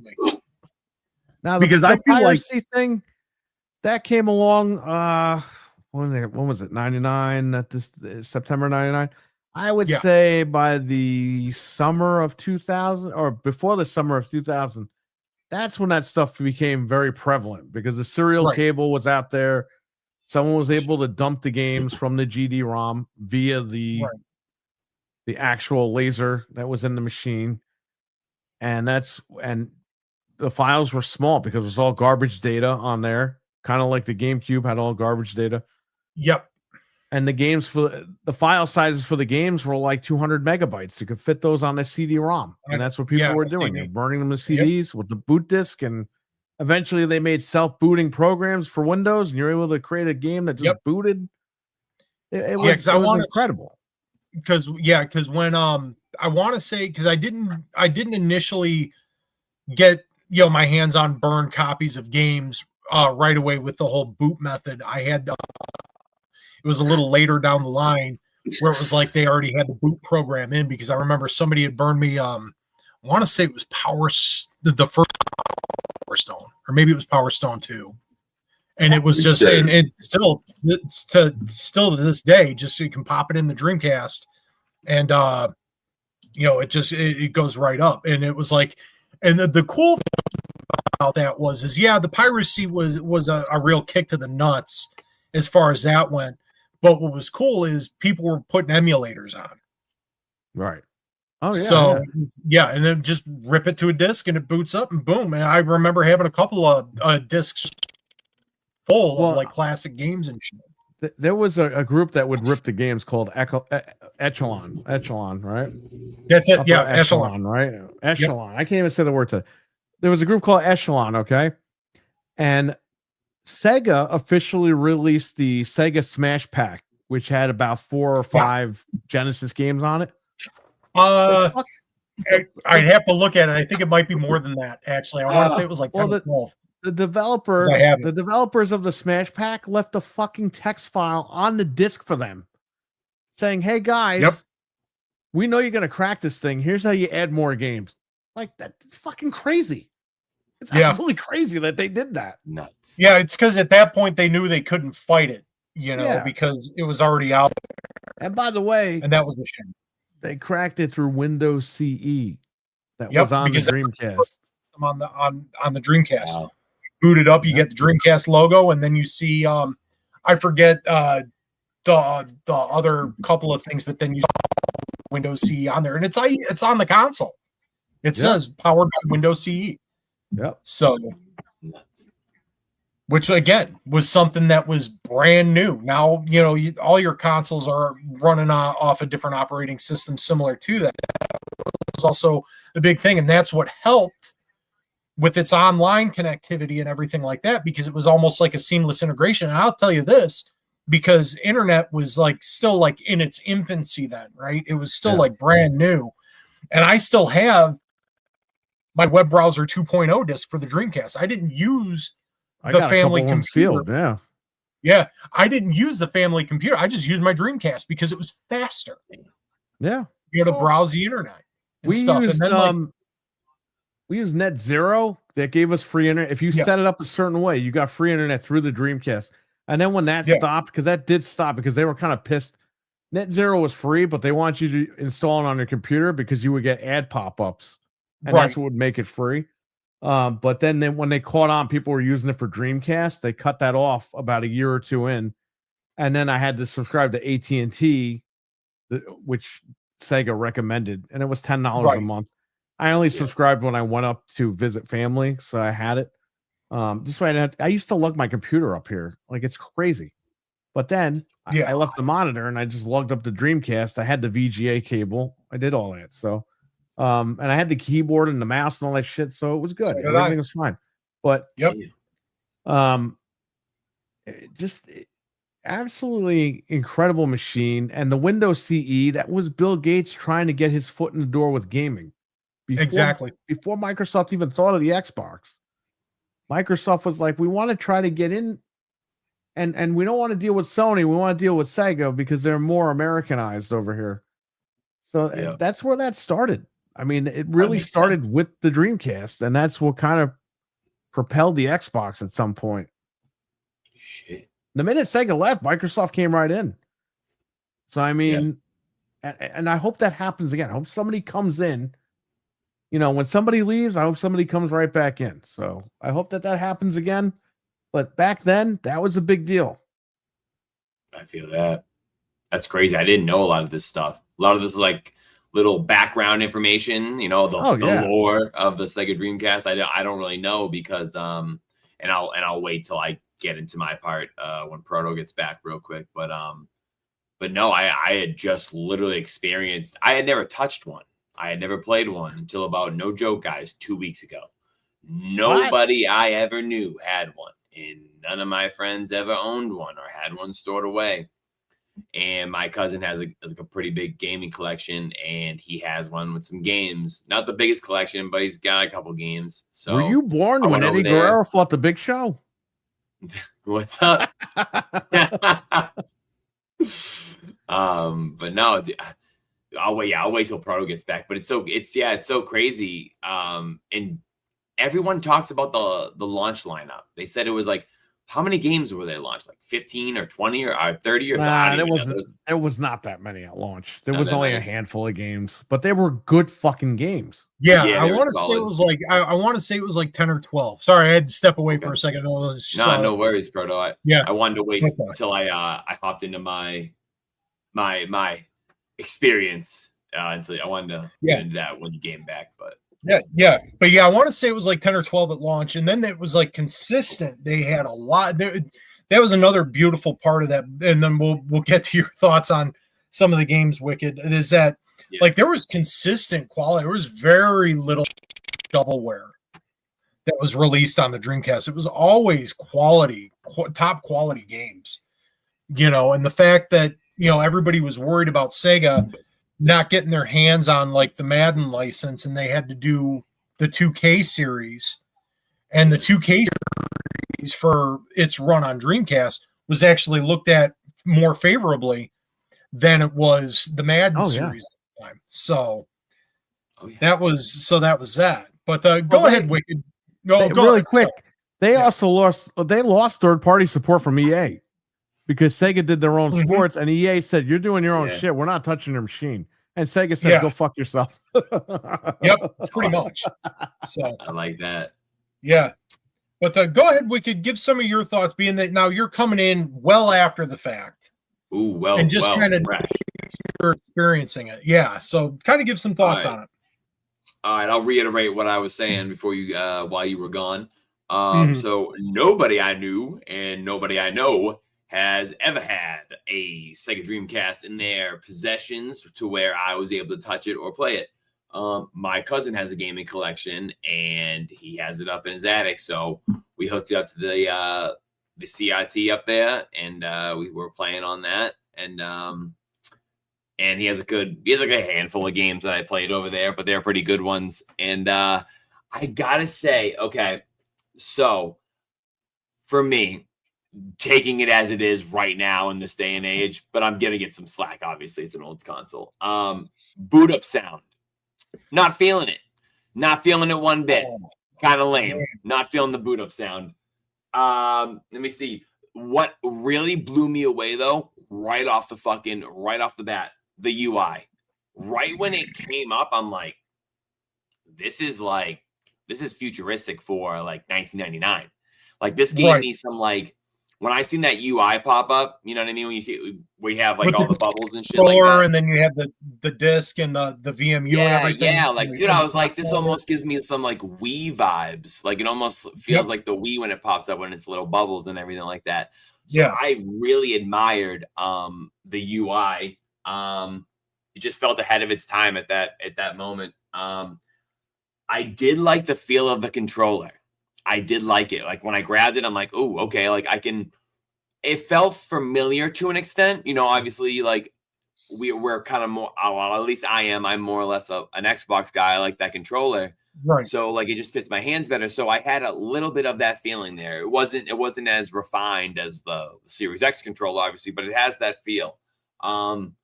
What I didn't really like about it, though, I'm sorry, no, hold on. I'll get to that then. I'll get to like about it. Oh, okay.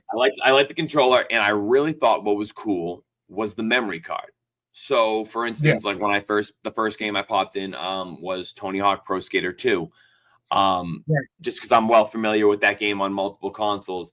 And I noticed the memory card told me the game that was playing, like in it, like on the screen. I was like, oh shit, that's fucking dope. Like that's a cool feature. I just figured that it would just be blank or something there, or maybe have a number. Like, dude. Like, there it is, baby. There it is. But it's a good looking console too. Like I like the color. It's compact. It's small. It's nice. And the beauty part about it too, when it was running, is that it was relatively quiet because you got to. It's under the hood at the time. Was advanced for 1999, early 2000 and stuff. Yeah. And it was quiet. You know, it didn't seem like it was, the only time it was loud was when you knew something was going wrong. You know. I know what you mean. So, it felt quiet up there to me. Like I didn't have any problems. There was only a couple things that I just didn't like when I was playing it. Sure. Maybe you guys push back on me because you're well familiar with it. Didn't like the triggers. They felt like original Xbox triggers almost, and I just wasn't really vibing with it. Like that, I don't know, just got that like spring, like ying. I wasn't feeling that. Wasn't feeling it. Didn't like the analog. I did not like that analog stick at all. I felt, oh man, it's gonna be. Yeah, but the analog wasn't there to be the main course. That was there as like, hey, here's a little something extra.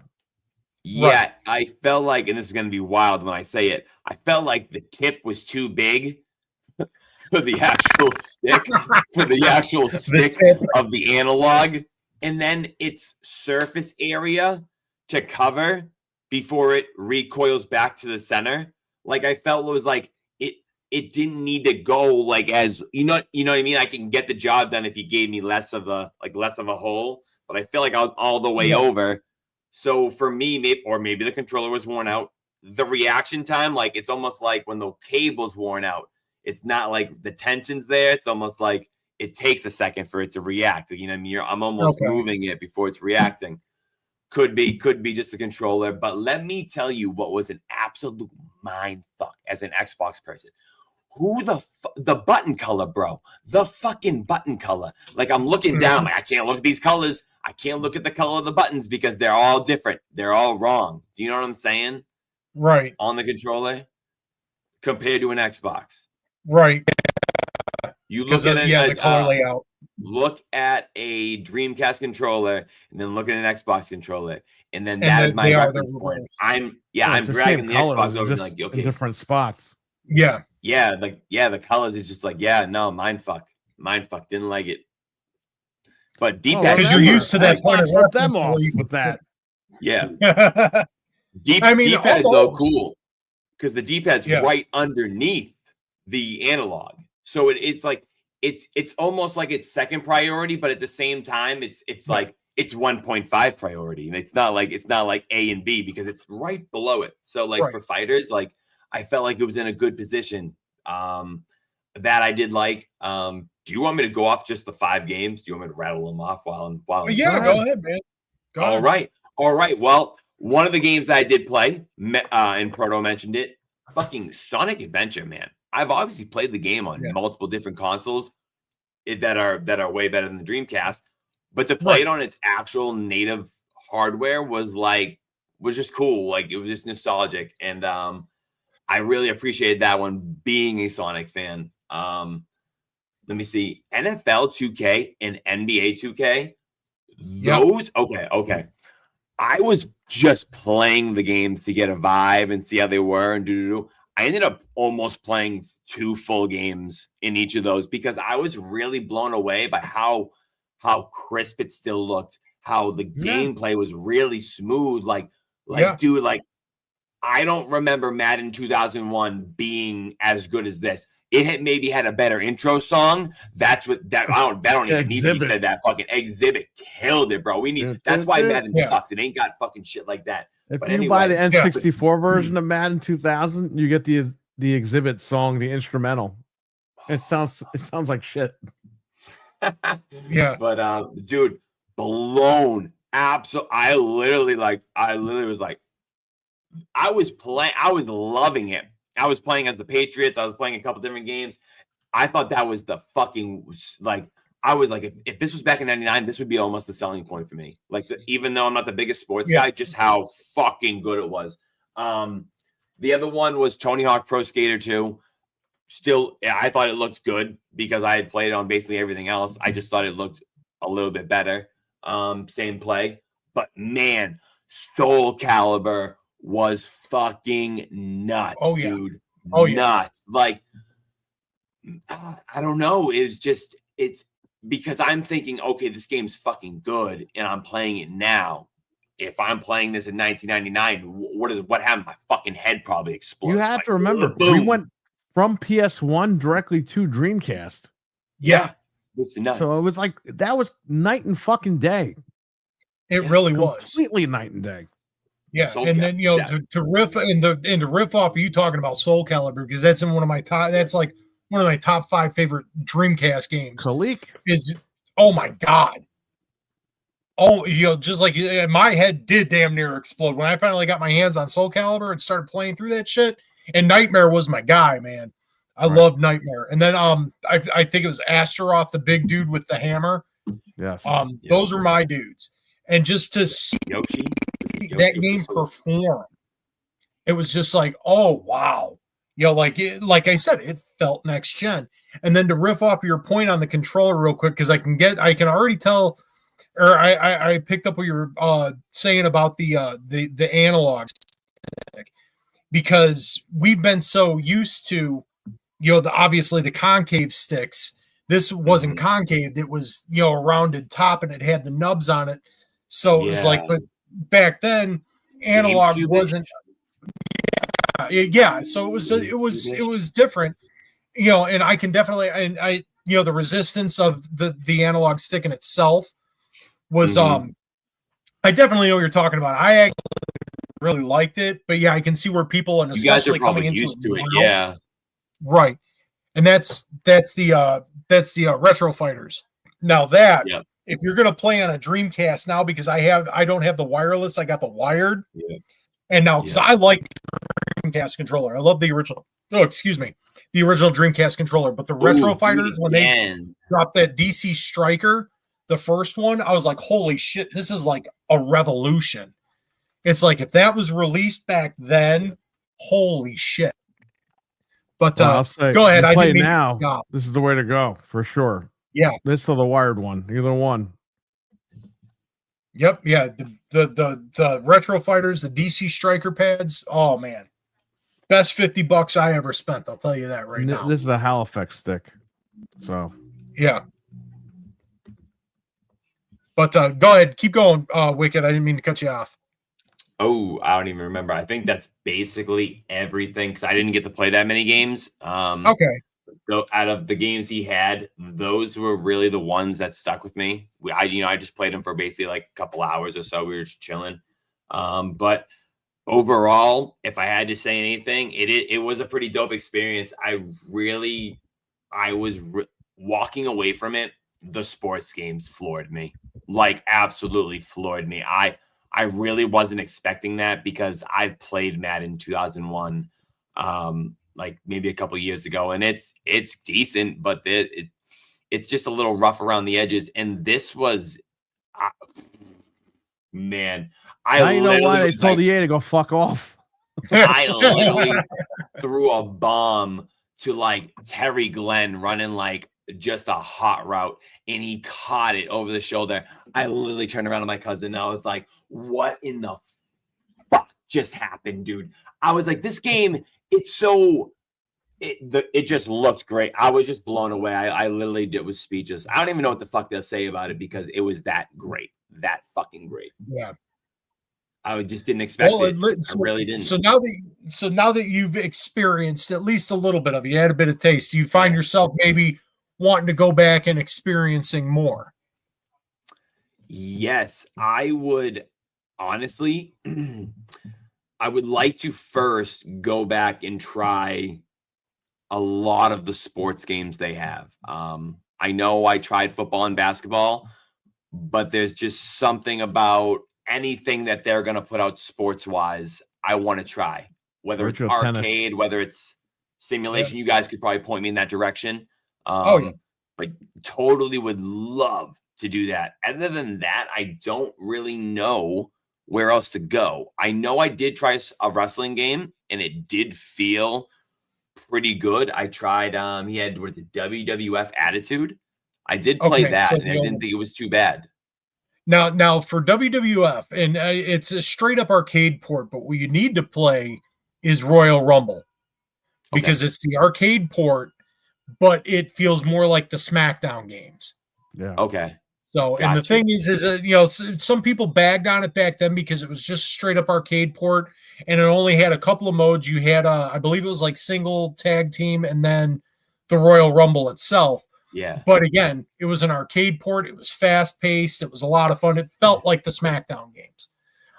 This one, when I booted it up and I seen the characters, I was like, this feels like we're moving towards that, but we're still on the side of the fence of like, that was a port from WCW, like N64 graphics. Yeah, like it still had that chunkiness of like the N64 character base. So I was like, I think there might be newer ones. That's something I would love to see. Any recommendations? I'm gonna see what we got, but I know House of the Dead's on there. That'd probably be cool. Oh God, yeah. House of the Dead. We could do in June. We can play some sports games on this on the. Oh, mama, I'll play anything. Well, then we're ready to go with that. Yep. We'll do 4 players. I fucking love it. I'll make sure I have my striker pad in tow with me. I'll be right back. Because that's your modded one, right? Where you got it to where it's like all the games are on there. All the games are on here. Got USB-C power, and I got HDMI right down there. Yeah, eventually I got to send mine out to you to get that done to mine because the disk drives. That's the one thing. The disk drives, when they start going, it's a pain in the ass, and because I'll still play when I can because I love the console. A lot of my favorite games are on there. So, but as we regaled everybody, we got a little bit of time yet, and so this will be a quick visit. But we regaled everybody with the Dreamcast again. Drop in the comments section here what you want to see next. I saw an N64 earlier.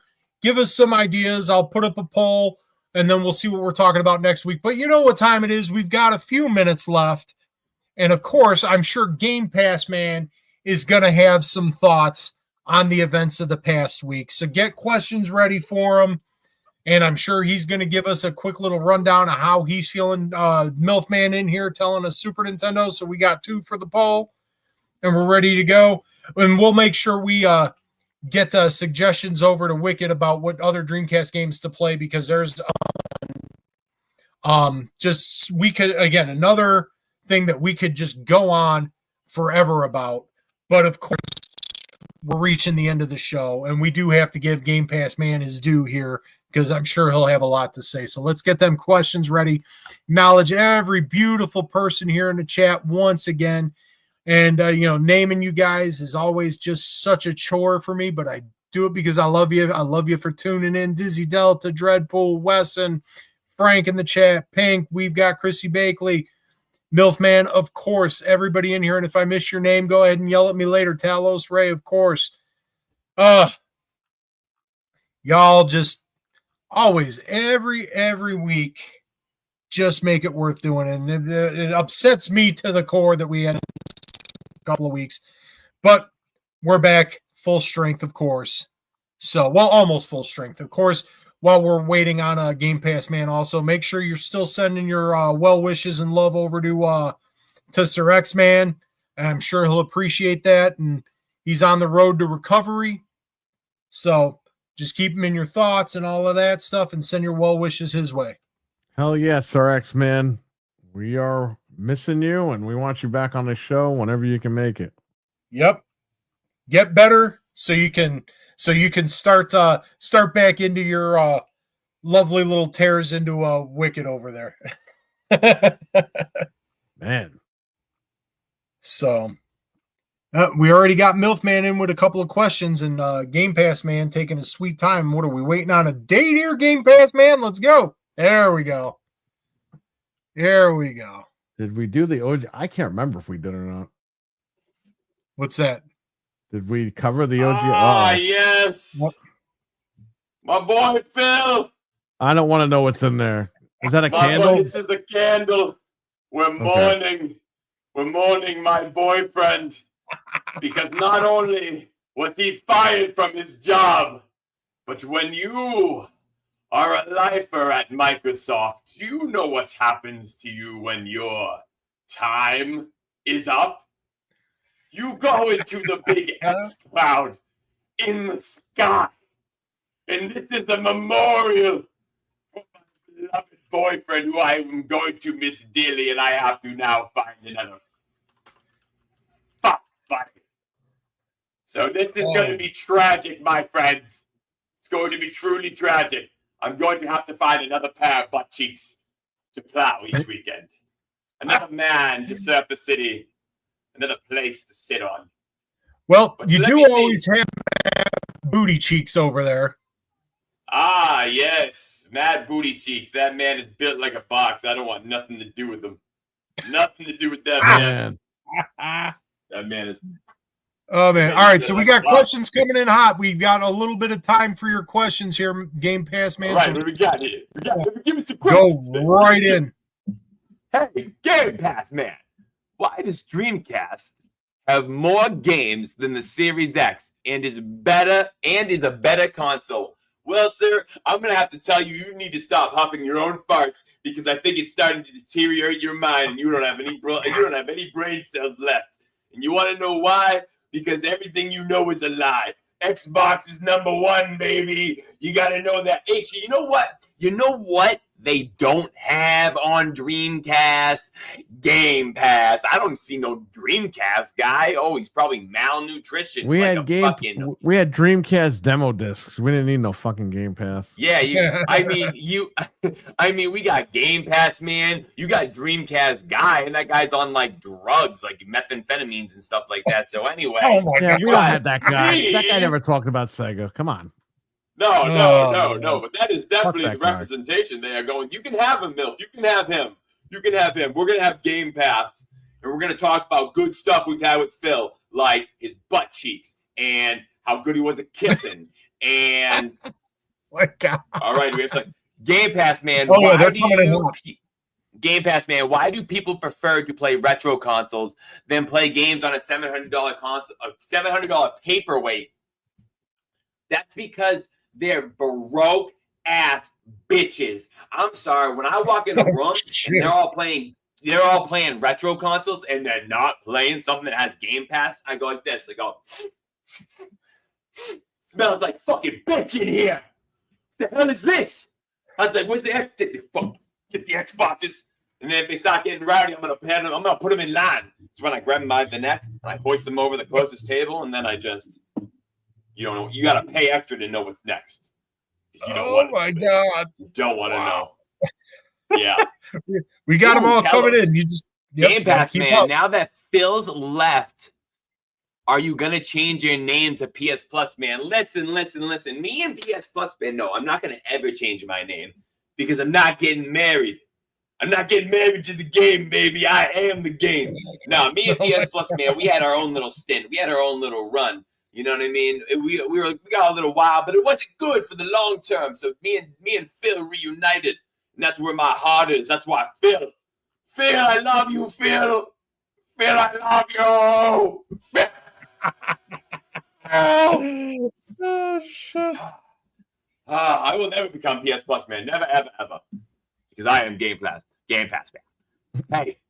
Hey, soon to be no longer Game Pass, man. You should let Phil know that there is still another day left of the PS Plus sale so he can get premium from much cheaper deal than Game Pass. Listen, if I do that, then PS Plus, man, is going to try to have sex with Phil. And if he tries to have sex with Phil, then that means me and Phil's relationship is on the brink of breakup. And I can't fucking stress that enough. I mean, look at me. I don't even have that much hair as it is. You think I have to add that much stress to my life? I'm going to crumble like a fucking goddamn cookie. You put two good-looking dudes in a room, and you, brother, there is so much sexual tension in that room. Something's bound to happen. You can't be doing that, dude. What the fuck? Oh man, it's like leaving some good food you just bought and a dog in the room and just closing the door, not expecting something bad to happen. Or me and We Phil got going more. on a date and I have buffalo chicken and I gotta go home early because I'm gonna shit my pants. oh I know man. from experience. Oh Jesus, we got more. All right, Game Pass, man. Will you still see Phil sometimes, or is it over? No, I still see Phil sometimes, very much. I see him in my dreams, and I see him when I do mushrooms, because damn, that man knows how to fucking ride, baby. I take my little mushies, I go, and next thing you know, I'm sitting on the floor looking up at the ceiling, and I got Phil just, doing backstrokes in the lakes of Minnetonka. Oh, got another one coming in from RWK. All right, GP man, now that Phil is gone, who will give the hand jobs for buying the handheld now? I don't know about you, RWK, but I learned a little That's going to be Aaron Greenberg until he gets the pink slip. Yeah, pretty much. Listen. He does nothing anyway. Listen, we don't need him to do the hand jobs anymore because over the winter break, Daddy learned how to go skiing. So I'll have a dude on my right and a dude on my left, and I'll go skiing, baby. So two handhelds. No, I'm getting more work done. I am actually more proficient than the old method. So if anything, you should be happy that I'm over here. I'm gonna be bang. I'm going skiing with You know what the I just boys, realized, bro. Proto? What's that? Remember the Nutty Professor with Eddie Murphy? Yeah. Right now, we're looking at Buddy Love right there. Oh, When the my mask comes off, he turns back into Aaron Greenberg. Oh my God! Wow, I didn't even think of that. Holy shit! All right. Got one more. We got two more for you, and then we'll get your final thoughts on all of this because we're running over. We got another one from RWK. Game Pass, man. Sarah gifted Jez some cans of baked beans. You think she likes the smell of his farts in the locker room? I wouldn't say she likes the smell of the farts in the locker room, but he by far has the most potent farts that I have ever smelt in my life. I don't know if you are familiar with the term jankum, but basically jankum is when you know what? You can look it up, but basically jankum is basically huffing your own butt dust, your own butt fumes to a certain extent, and then tripping and seeing things. So it's kind of like that. Yeah, it's radical, brother. It's radical. We got one coming in from Dreadpool. I'm not sure what the context is, but maybe you can suss that out. Yep. There's gonna be no +1. I'm going single to the Going single to the gangbang this year, Dreadpool. It's just gonna be me. Just me, baby. Single. But let me tell you, I'm gonna have a big medallion with Phil's picture on it. Because I take that man everywhere. Everywhere. All right. I got All right. Then we got one more. What we got? From Talos coming in here. More just a request. All righty, hold on. Talos, can I get an yeah Game Pass, man? Let me see if I can muster something up. Oh, yeah. Everybody in the chat, let's get it. Yeah. Everybody give him that. Oh, yeah. Give me that. Yeah.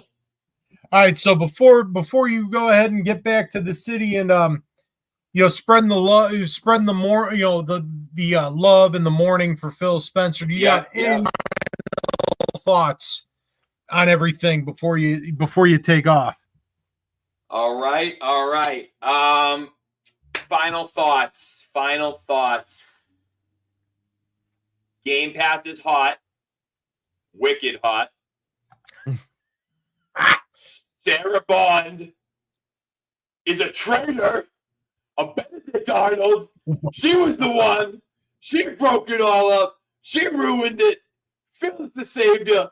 Phil didn't do nothing wrong. Look at this man. Praise be Phil. Praise Phil. I love you, Phil. Phil, I love you. Show me your nipples, Phil. Show me them. I miss them. I miss you, Phil. I will see you later, my friends. If I have to leave you with one thing, I'm going to leave you with this. Make sure you subscribe to Game Pass, because next month I'm releasing all the dirty videos on Game Pass of me and Phil going to Pound Town. So farewell, everybody. Till next time. Praise be Phil. Praise be Phil. He's got to restructure himself. He'll be back in a little bit. I'm sure he will. Oh my God. It is very shocking because it didn't seem like he even gave Game Pass, man, a heads up on the retirement. He retired to get away from Game Pass, man. Oh man. Oh, that should have been something. We'll throw that his way next week and see if he has any feedback on that. But hell. One hell of a show, guys. One hell of a show. Much love to you guys in the chat. Just keeping it all going. Again, I'm going to throw one up for all of you in the chat. We acknowledge you. Much love to you. Of course, everybody here, RWK, Talos Ray, Dreadpool, Pink, Chris, all of you, Frank, Wesson, just everybody. And of course, I always miss names towards the end here, especially, but you know what you got to do. And you never yell at me for maybe Stevie Mac, of course. So up and Stevie, we'll save that one for next week. So save that one for next week because Game Pass, man, is signed off. But all of you guys tuning in, of course, lovely, lovely chat, lovely, lovely night, lovely, lovely show. One hell of a show tonight, guys. So as soon as Wicked finds his way back, we'll go ahead and sign off and let everybody know that they need to enjoy their night. And hopefully you all enjoyed your time. There he is. There's Wicked. I'm done. I'm back. You got to make it? Yeah, that's it's like, I'm back.